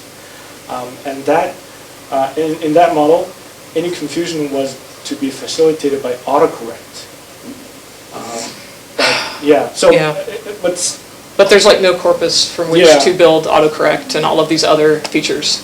Yeah, but they're or you would have different corpora. You would have like a Chinese corpora versus a Mongolian corpora, and then if Russia were involved with Unicode, which I believe they've never been involved at all, there are other corpora that are like Buryath corpora.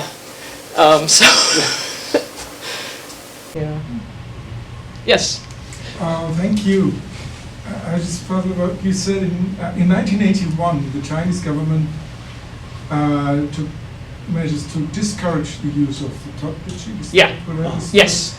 While at the same time, pretty much at the same time, what they did is to reintroduce the Arabic script for the Turk, and exactly with what you could say a Totbichik equivalent, namely inventing diacritic marks for every different society in order to achieve exactly the same results that you would need for Mongolian as well, namely distinguishing between words, etc., etc. So I was just puzzled about that. And the other thing is, when in the 90s the Mongolian government decided to reintroduce Hutum, you could theoretically do the same with that one as well, right? You could add diacritical marks to distinguish them if you wanted to, because as I understand that's what Totbichik actually does. But that was never a discussion. No. For what it's worth, the Ali Gali variant invented by Ayush Ghosh is integrated into the block, the input system, keyboard input system. So if Yeah. you click on, if you hit the shift key, Yeah. you get You the get the use key. foreign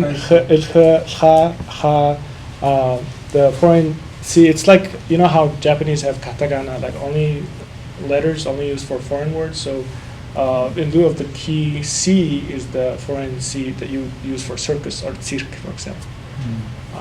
Those are aligali words. So it's slightly updated, but it's still not enough. The main problem is the polyphony of the circular grapheme, which is expressing both O, Yeah. and U. Well, O, U is in the It beginning actually form. doesn't look different here, but one would be producing a like a back, which has a shin bone. Sorry. Yeah, shield banderet, yeah. Yeah. I mean, also just the way that it's taught and conceptualized in Inner Mongolia is as syllables. So people are taught like many more, they're taught all the variations of like a consonant and vowel combination.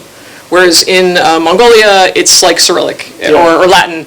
You have just consonants and vowels, and that's what you learn. You don't learn them as syllable combinations like you do in China. So that's actually where a lot of things also stem from. Yeah. And it carries a lot of, obviously, investment. Yeah. Yeah, so. Cool. What are those, like the squares mean that some are not visually not represented here? I mean, some of them I think actually don't do anything right now. Oh, They're just included in the keyboard. This was just, Yeah. as I said, sometimes these things aren't, because this is. These ones. Oh yeah, you're right. Yeah, that's empty. Yeah, those. No, actually, there's like a punctuation. I think it's just brackets. Brackets. But it's more Chinese style bracket. Yeah. Yes. Yeah. Yeah. You can tell an Inner Mongolian produced Bichig document from a Mongolian one just by like the punctuation, like the modern style punctuation style. Yeah. So, yeah. And also, Mongolians are also forced to use it because it's part of Baitin.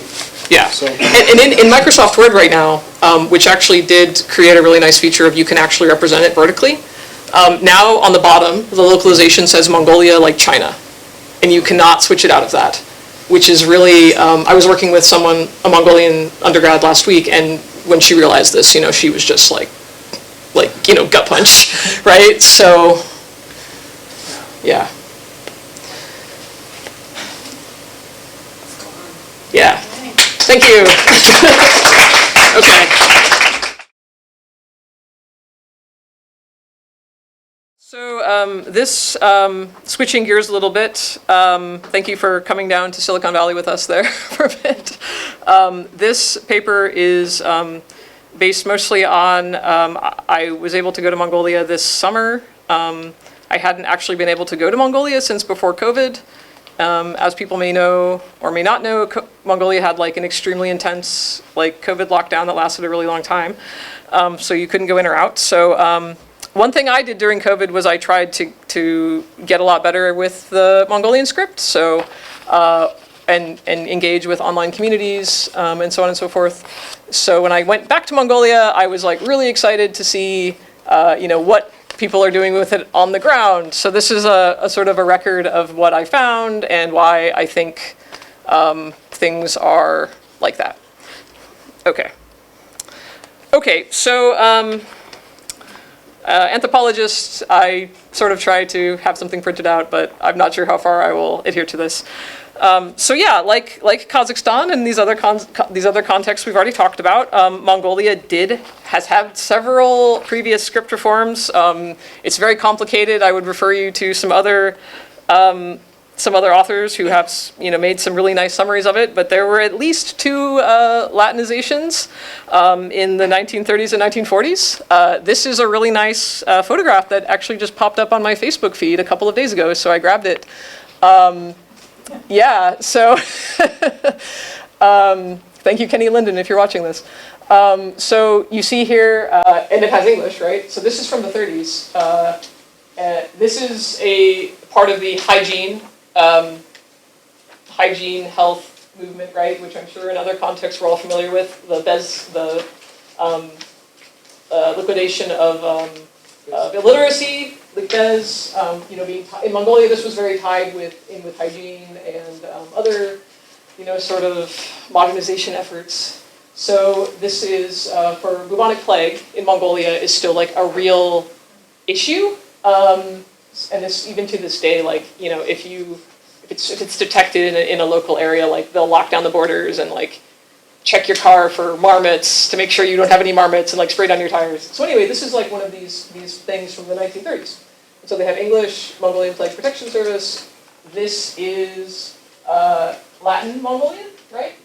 And yeah, so Tamagan Pakal, it's literally like marmot, marmot disease. And then this form of the Vichig. And yeah, so this is actually an acronym for Mongolian People's Republic. So this is actually not like a one-to-one like direct correlation. Also, this is the Soyom symbol, which is a symbol of Mongolia's sovereignty, and that's actually another script that was devised by another very important Buddhist figure, Zanabazar, that we'll come back to. But this was adopted as a lot of things were actually taken by the communists from Buddhism and repurposed, and that's sort of one of them. And it's a script that has become, a symbol basically. Okay, but yeah, so there have been many previous scripts. That's my main point. So what's happening right now, though? As Natso talked about, there have been several recent policies. And so just to kind of bring up the political context, there was a change of presidential administrations that happened in, I guess it was 2021. There was a use more script set of initiatives by the previous administration. And then there's the current administrations. I think they do kind of blend into each other. But the current administration, they've gone very, very strong with this initiative to do this. This is quoting from the law. That state and local self-government bodies shall conduct official affairs in dual scripts of Cyrillic and Mongol script starting 2025. And this is the English language version of the state press agency, Montsime, with a nice computer screen. I don't know how far this has been as of today, how far this is really being implemented. But anyway, the main point I want to make here is, to distinguish from, for example, the Kazakh case, there's not an effort to get rid of this digraphia situation. They're not trying to replace Cyrillic. And that's also based on, what I've observed happening on the ground this summer. So the kind of, really good way to kind of talk about this is Mongolian money. This is the Mongolian money we've had since, 1993, I believe it is. One side is all Vichig, right? And this is a, this is a style of the same thing. This here. So this says country of Mongolia. And this is the Soyom symbol again. And then this just says, Choni Tugruk, Bank of Mongolia, etc. President of the Bank of Mongolia. And then the back is in Cyrillic. So you have, this is a perfect, I think, illustration of the digraphic ideal and how it's been around for a while. And also, I should note too that when there is basically a book from the 1930s called the Batuvchir, some like samples of penmanship. So the Mongolian People's Republic government did actually, I guess it was the Academy of Sciences, they actually did like collect examples of script. And these have been like, this is one of the official sort of styles. And so, and many of these now, those are like the fonts you get distributed by various vendors. So it was not, it was used officially in the socialist period, but obviously there was not these movements to kind of get more use of it. Those are new. So this is the state of play today. Multigraphia, I really liked Teo's script space, scriptscape concept, might take that away, or borrow that. But yeah, so we have, different forms of the bitchig. This is various signs in Cyrillic you would encounter. This is for a chess club. This is a government building that hadn't put any script up. This is a little bit outside of the center of the city in Bajzuk. And this is a memorial to a famous person. This person passed away in 2014, so it's from after that. That's in the center. And then you have like all these other things going on. Here's Latin, right under Lenin. This is in Erdenet, which is a city in the north of Mongolia. And this is a set of like Korean affiliated mini markets. And I lived in Erdenet. I've been going there since like 2007, and this has always been a mini market. Just now it's been kind of re-skinned as this Korean supermarket, so these were everywhere.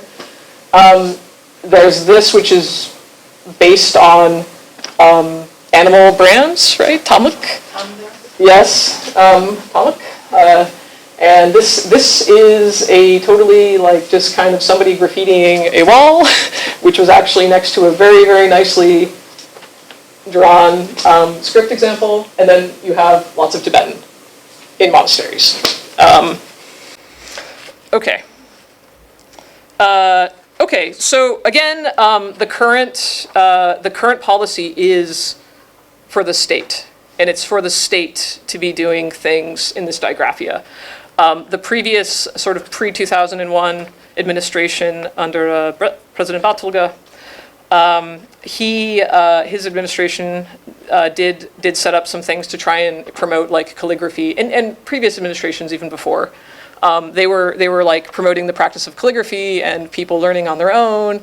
I have seen evidence of like people participating in these like competitions. This is a Facebook group I'm part of. This is another really nice example of something you had right during the 20th century. But yeah, a lot of things people post in here. There's like kind of like somebody who's posting every day like, hey everybody, what does this say? Like practice. Or people are posting pictures of like their children's homework assignments and being like, oh, this is my kid who's in the 8th grade. Look how nicely they wrote this. So there are things going on now that are kind of more civil society directed. I don't really know what the situation in schools is. It sounds like they've kind of brought it back in schools. Yeah, but there's been kind of an intermittent since the 90s of people learning it in school. It's kind of come and gone, is my understanding. But that's not mostly what I'm talking about. So what's going on with Mongolia that also is different? In contrast, so kind of Mongolia's geopolitical positionings. Russia has, criticized Mongolian policies to promote proficiency in English fairly recently. But I haven't actually seen any criticism of like increased use of Bitchig. If you know something, please let me know. I have not detected that. which is, in really contrast to something we've seen this morning about, some of these even kind of mediatized, like, are you guys sure you want to go to Latin? I've not really detected any, Russian side commentary about this policy. In contrast, of course, to the Central Asian republics, Mongolia was not, it wasn't really subject to settler colonialism per se. You had Soviet specialists. So yes, this is the Zelensky family in Mongolia in the 80s, right? So Zelensky's father was in Mongolia to set up a new type of very large copper mine in northern Mongolia. But yeah, they left, right? And many of these people have left. Or, some people I know who are the children of mixed families, they've left. It's just not there's not really much of this question of like, oh, but what about the Russian minority, right? There's a very limited number of people. So almost everybody in Mongolia speaks Mongolian, right? It's not that kind of issue as in Kazakhstan, where it's like, we have to teach people the language as well as this script. Can current policies on the usage of Mongolian script be said to be like decolonial? An argument might be, some people might say it wasn't colonized in the first place, blah, blah, blah. But I would say, it's very true that, Mongolia was remade by Soviet power and it remains integrated into Russian-controlled infrastructure to a very significant degree. And this was demonstrated in 2024 when Mongolia allowed a visit by Vladimir Putin, contravening arrest orders from the International Criminal Court, of which, Mongolia is not just a member, but they actually have a sitting judge on the court. According to the New York Times, for instance, the Mongolian government summoned Western envoys to explain the reasoning for having this Putin visit. And among them was the need to secure fuels, supplies, and electricity from Russia to prevent a repeat of shortages that the country faced last winter. So last winter, I even remember this, the US Embassy even issued an alert being like, hey, don't come to Ulaanbaatar right now because there might not be any power, right? So, and the railroad is still, 51% Russian rail. So, all of these things, Mongolia is still in this geopolitical situation. So I want to note that the current Mongolian script reform policy does not challenge everyday use of Cyrillic at all, as I've already said.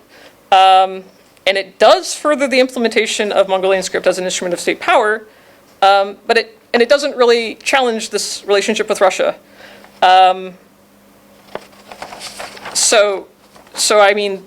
We cannot just kind of view this as like, oh, great, like this is an act of Mongolian sovereignty per se. It's not changing the relationship that Mongolia has with Russia or China, and to the extent that it has become the domain of the state, which I'm going to show in pictures. It's potentially, sedimenting these geopolitical relationships.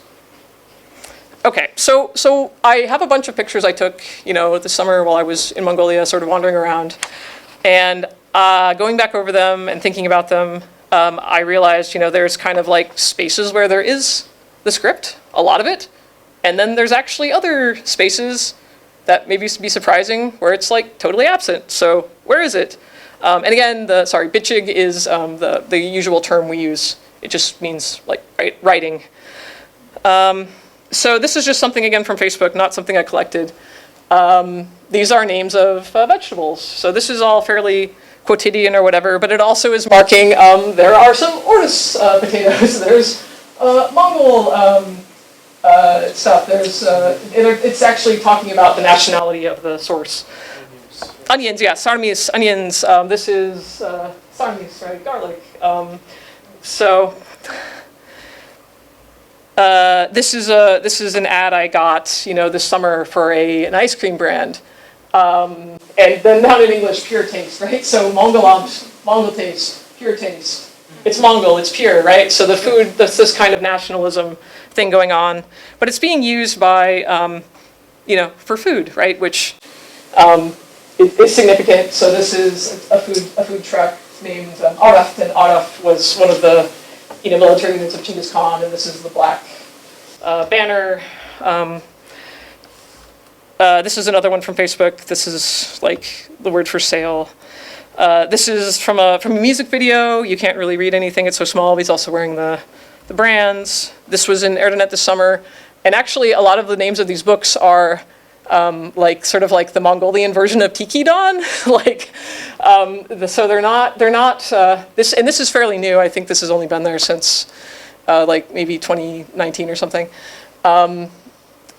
But yeah, so the word, and this is historical text, but yeah, and then you have the Count of Monte Cristo, and you have Arbatin, the Arbatin Huktud, which is literally a Russian novel. Anyway, so this is some of the stuff. Monument to the poet Natsik Dorj. This was actually, there was a statue of Lenin there. But yeah, again, digraphia. They have these Cyrillic explaining things next to it. So these are not, they don't really look like the state per se, but they're obviously very much within the realm of national identity and, purity and stuff. And reasserting our, the Mongolian national consciousness. Yeah, and that's the main party. That's the Mongolian People's Party's building. Okay. So more obviously things that are the state. So this is the state seal behind the Parliament building. You have on both sides of this cube, you have the seal, the brands again. You have the Soyom symbol on the back of the building. This is someone who was there, honoring the state, looking at the Soyom. This is the National University building, and this was not there before. These side bichuk. I don't know when they put that there, but it's recent, in the last few years. This one I found because I was lost in a courtyard that had been built up because I was trying to get to a hotel that I remembered, and I got totally lost in this area where in Sansar, and I stumbled across this building, and if you look here, there's script, and there's also English, and I'll blow that up really quickly, right? So this, I think, is a really good example of the kind of level to which this let's have all state things be digraphic, and it's also in English. So in Erdenet, again, this mining city, this there's nothing like this before. This is, they put the name Erdenet factory in Cyrillic, or in Bichig here, Gok. And they took Gok off, I think. Okay, these are some street signs in Erdenet, which I don't know if anyone agrees with me, but I saw some Kazakh signs that look like this online. And these, I've never seen street signs like this anywhere in Mongolia, but these are literally this is still named for one of the Russian founders of this mining enterprise, but they put his name in Bichig. But they didn't change the name of the street. And then you have, this is the police symbol, which actually has had Bichig for a long time. Yeah. Okay, so transitioning where the script is not, this is a monastery, a large monastery in northern Mongolia also. There's no Bichig there at all. This is an exception, but this was in front of a very nice sort of summer house dormitory thing that's being used by the Ulaanbaatar government, right? So if you read this, it's the Ulaanbaatar guys built this, and yeah. And of course, this symbol, this Hangard, the Garuda, is a symbol of Ulaanbaatar, of the capital. So this is this is sort of not the monastery people putting this here. So what's happened here? So Bichig, used to be this, obviously in the 90s, it was very transgressive, but the state being transgressive. So this is a very old thing in front of the Mongolian Stock Exchange, right? But now, it's very statist and not transgressive. And you either don't use it at all, like these Buddhist institutions that have, very long storied connections to institutions both in Russia and China. They are using, this is the Zanabazar script on the prayer wheels, not just the Soyom here, but the other characters are on these prayer wheels. I already talked about Soyom a lot. This is a picture of the monastery I'm talking about. So it was built in like the 1730s. It's this, amazing, UNESCO World Heritage Site that was, built by the Qing. You go there, people are putting up prayer flags that have Tibetan, and instead of Bichig writing the name of Bichig, they're writing their name in Cyrillic. Right, there you go, that's somebody's name. And with Tibetan. This is the Mongolian kanjur printed in India. I'm glad you're here, Lilidar. In one of the temples, right, with these very nice Brahman bodhisattvas, and that's in English, right? This is there's a lot of signs like this that are offerings from different organizations and persons. This is from the mining company. It's in Cyrillic, and it's a case of sutras, traditional, wrapped up, and it's in this Russian style cabinet. So this is like a Bichig-free zone, right? This is another temple in Ulaanbaatar, in the capital, and this sign has some Bichig, but it's very small, and you can see again here part of the scriptscape. In the Buddhist scriptscape is got a lot more, like this is the Zanabazar. These are a couple of, there's Tibetan, there's like another one that the only person I've ever been able to tell me what it is, a Buryat philologist, and then this is, not sure what that is. Maybe Pakpa. Anyway, so there's the Buddhist scriptscape just itself is like very, very rich. And they're basically being like, they kind of don't need the state in a sense. And they're showing that off. This is another very old sign. This is also in the Ulaanbaatar Chorjin Lama temple. Okay, so the other bit of this, so not just Buddhists, but also something has happened with protests in Mongolia. So yeah, this is from 1990, the Democratic Revolution. People had signs in Bichig. It was transgressive, but even very much more recently. So this was last year or the year before. The year before. There was, I might have the date wrong. This is somebody at these coal protests. So there was a major scandal in Mongolia where their large part of their economy right now is exporting a lot of coal to China, and a lot of the money from the coal exports is unaccounted for. So there was massive protests, and this guy, he's wearing a garment covered in Bichig. This is a biographic sign. This is one from even before that, during COVID, and this was. Some of these you can tell, right? They're staged kind of for social media. So anyway, though, that was before.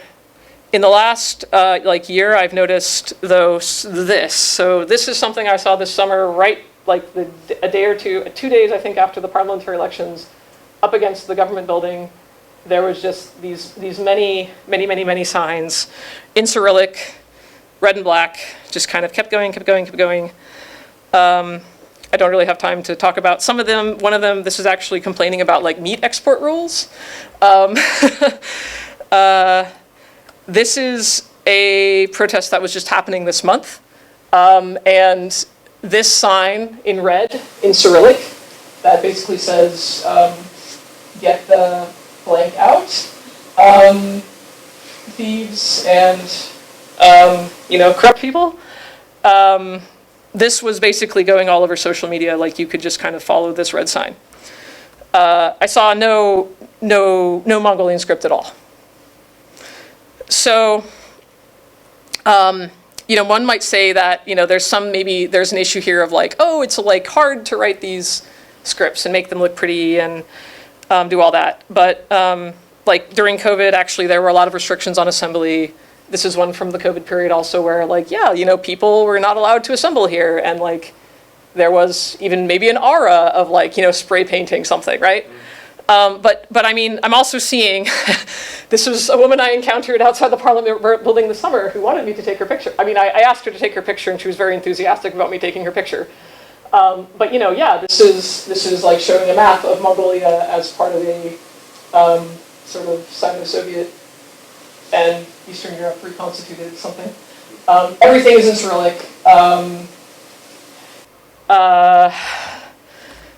This is from this latest protest. You know, these guys are, he's hiding his face. This is right in front of the Parliament building. We have, you know, military or police guarding. This is, you know, a very, very obviously somebody put a lot of time to writing this, like, very calligraphic Cyrillic, right? So they're doing this intentionally. So yeah, basically the point again I'm making is like, the state order is now, Bichig is now kind of saying like, I'm using Bichig, I'm on board with like the state organizations. Buddhism is like, we're doing our own thing. And, and there's a space kind of in between of like protest and remonstrance. So there's also like street art going on here. You know, so again, this is this very nicely, well executed Bichig. It's correct. Something some people pointed out that used to happen a lot was like people would misspell Mongol. I actually didn't really see that this summer. But yeah, it's like accompanied by this kind of weird like runic symbol. There's like literally an anarchy symbol I think next to it too. I guess I cropped it out of this. And in Erdenet you had there were these murals in Erdenet actually, the mining city. This is some of the kind of the 1990s reform figures, and there's this like very stylized like sort of blending almost of, you can't even like tell what's Cyrillic and what's Bichig there. So there is like this kind of space of play going on too. And yeah, and then this is that, you know, space language that says to be or not to be. And this is near the university. So yeah, that's basically what I observed and why I think that's going on. And this is a trash can that I remembered from long ago that also has that form. So yeah, that's it. That was amazing. Thank you, Marisa. I have an ignorant question because the massive Bichig letterings on corporation buildings and stuff, they reminded me a little bit of Inner Mongolia. I wonder, do you think there might be some kind of, you know, because obviously Bichig is everywhere in Inner Mongolia, and the policy of script there is, you know, very demonstrative, like we're showing everybody that here, bilingualism. Until they started taking them off the buildings. Oh, really? I've seen pictures of that. Ask like Thomas or something about that, but I've seen pictures of that on social media. But do you think there might be some kind of emulation? Yeah, I obviously, you know, there's nothing I can say like for sure. Like this is, you know, opinion and not fact or whatever, my learned friend. But but yeah, and this was very obvious, you know, during the previous administration, like Batulga, the previous president, there would be this kind of like, oh, like China's doing this with Mongolian, well, we should do this with Mongolian. You know, so there is very much this dialogic relationship, and I would not be surprised at all if someone was like, oh, they're taking them off the buildings in China. Like, let's make sure we put them on the buildings. Also, that place, Erdenet, you know, that's their relationship with the state is also like really complicated. So I think also right now there's kind of a bit more of an integration with the state in power. So they're like, the state's in charge here now. Let's like throw up our signs, and people are like, okay. So yeah, thank you. It seemed to me that there was kind of a complementary distribution of Bichig and English, in at least from the photographs that you showed. Was there more of a digraph system or more of a trilingual system in your experience? I would say, yeah, no, thanks for pointing that out. There is often also English. But it's, and Mongolian they have had, similar to what people mentioned this morning in the Kazakh context, like there have been efforts to make like English, I think even Elbegdorj's government, it was like English will be another official language of Mongolia. And there are English courses in schools. And yeah, showing that you have English is, you know, yeah, it's a symbol of, you know, I'm cultured, I'm part of the world. So yeah, there is a lot of English for sure as well. I haven't been to Mongolia for a while, but to what extent do you think people have become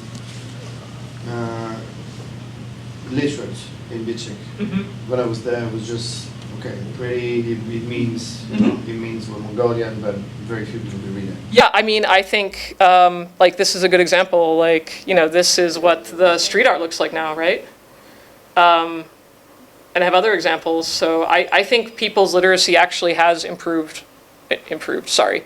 become more standardized or aligned with, you know, an idea of correctness, for sure.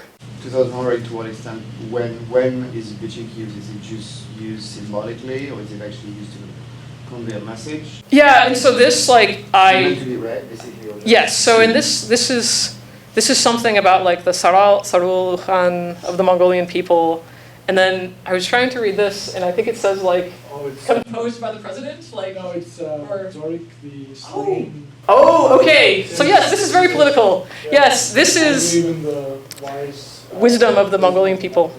But Thank you. how many people do you think would be? I mean, in terms of proportion, do you think people would be able to read that? Again, you know, the government is trying to push only a certain stratosphere of people, namely the civil servants, because the keyboard, the environment or the infrastructure is just not there. Yeah, like you have to know Latin QWERTY to type it, like and like Intuitive yet. in iOS, there's no. You have to download like a third-party app, and I mean, if you see this, like, what proportion of the population do you think will be able to understand what it says? I'm actually confident. I mean, just the whole part. I mean, people are walking around spray painting it, so I think that indicates, yeah. And I mean, if you go on Facebook again, like there's so many groups and so many people using Bichik on Facebook. If I can provide like a apocryphal account, because I was noticing in your slide too, like you mentioned after COVID, there was there were photos of people standing with a Bichik sign, Yeah. and then in recent years, not so much. That Yeah. could be tied to China's. Yes, change in policy. Banning Mongolian and Inner Mongolia. So I would say, people in my sphere or my community, like people in which I'm group of, I can't speak anymore.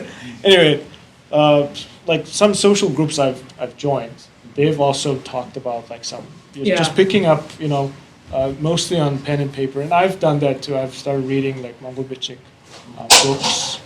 And it took a while. There's definitely a curve, but like it became definitely a grassroots movement, and maybe it didn't.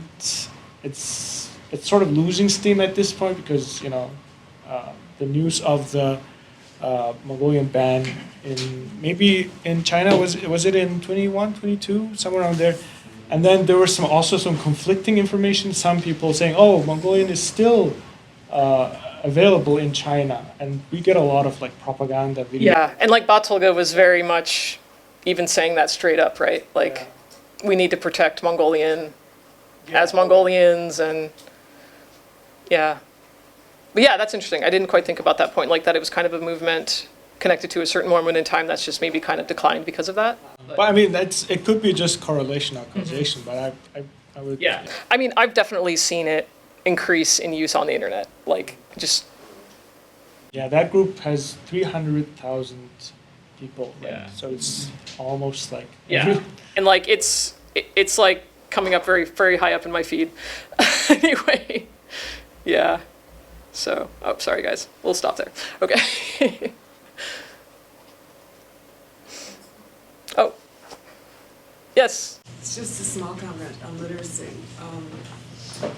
When I was in Mongolia teaching for John Hopkins at the National University, I did a lot of consulting because there was nothing else to do in Ulaanbaatar but to work. And I worked with Doctors Without Borders and Save the Children, and went out with the UNDP for UNICEF. And one of their major problems for treating, as they do put an emphasis on medical assistance, was that the people could not read instructions. So they had to be instructed, and oftentimes the women would just take the antibiotics and sell them because they had no idea how to Yeah, I was sleeping on the train one time to Erdenet, and somebody woke me up and was like, "Hey, this is my like diabetes medication. Can you read this for me?" And I'm just like, "Oh my god." Anyway. Yeah, there's to Tio's point. I was also going to say, or your point. There is a new signage standard on which says which standardizes the layout of the sign. So this portion, and it's in the article already, but we didn't put it in the slideshow. But it says the script will also always be on the left side. It will comprise this percentage of, and then the Cyrillic will be on this side. We also have some our MNIST, National Institute of Standardization and Measurement, has some standards on product labeling, but yeah, a lot of products didn't used to have Mongolian instructions. Any Mongolian instructions at all. So I'm assuming it was until it was pre-2005 when you visited Mongolia, right? Right, and the students at that time, again, graduate students, were only children of government people and. I mean, now the last time I was really far in the countryside. When people would go out of the country, they would go to Switzerland and France and Germany, and they've been taught English, but they've been taught it privately, not in schools, so I'm sure that it hasn't changed. No, there's a lot more higher education. There's a lot more education. I just anecdotally, I mean, again, I'm not an expert who measures literacy or anything, but I would say the literacy in Mongolian is still quite high. Yeah, and if I understood your comment to mean like technical communication, technical writing is an issue in Mongolia, right? Maybe as far as literacy goes up, I can't really speak to it, but as far as technical writing or just some like Cyrillic communication goes, it's been lacking a lot, but thankfully, I can't really pull up the year off the top of my head, but there were some standards, and now much more products come in with Mongolian labels, so that, yeah. Also no books. Oh, well, literacy is extremely valued. I mean, I was in the countryside in 2007 and staying with some people who had like 100 sheep and in like a 3-wall ger or something, and I was reading books, and they were like, "Oh yeah, Cyan, like, like." But in Russian or in Mongolian? No, in Mongolian. Yeah, in the Gobi basically. So, and yeah, a gentleman in Hoof School, basically right near Tuva. He dumped out his abdur, and it was full of letters from relatives in Buryatia. And these were like his most treasured possessions. Somebody living off of making like bootleg alcohol, so there is a very high cultural value on literacy.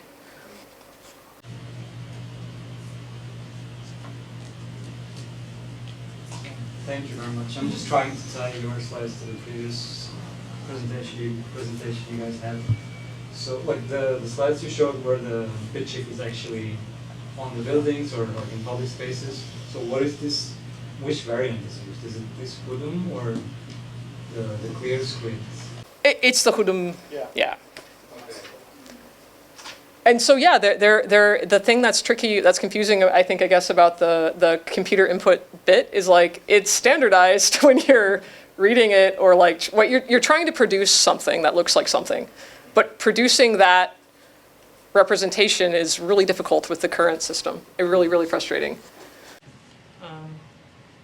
And a tendency I can just, I can say, I don't know if we need to verify it with data, of course, but a tendency I can sort of say is if it's a foreign word, loan word, it's much more likely to be written with Cyrillic only, because the Aligali extension character or graphemes are much less known by the public. So this is from a monastery in Ulaanbaatar, and I didn't put the other side, but it's like an entrance. And this is a new sign, partly, it looks new, but also the other side actually says musée. And for the Z, they use one of the Baligali like foreign indicators. So. So yeah, there are instances when there's bitchig with like that, but cool. Well, thank you very much.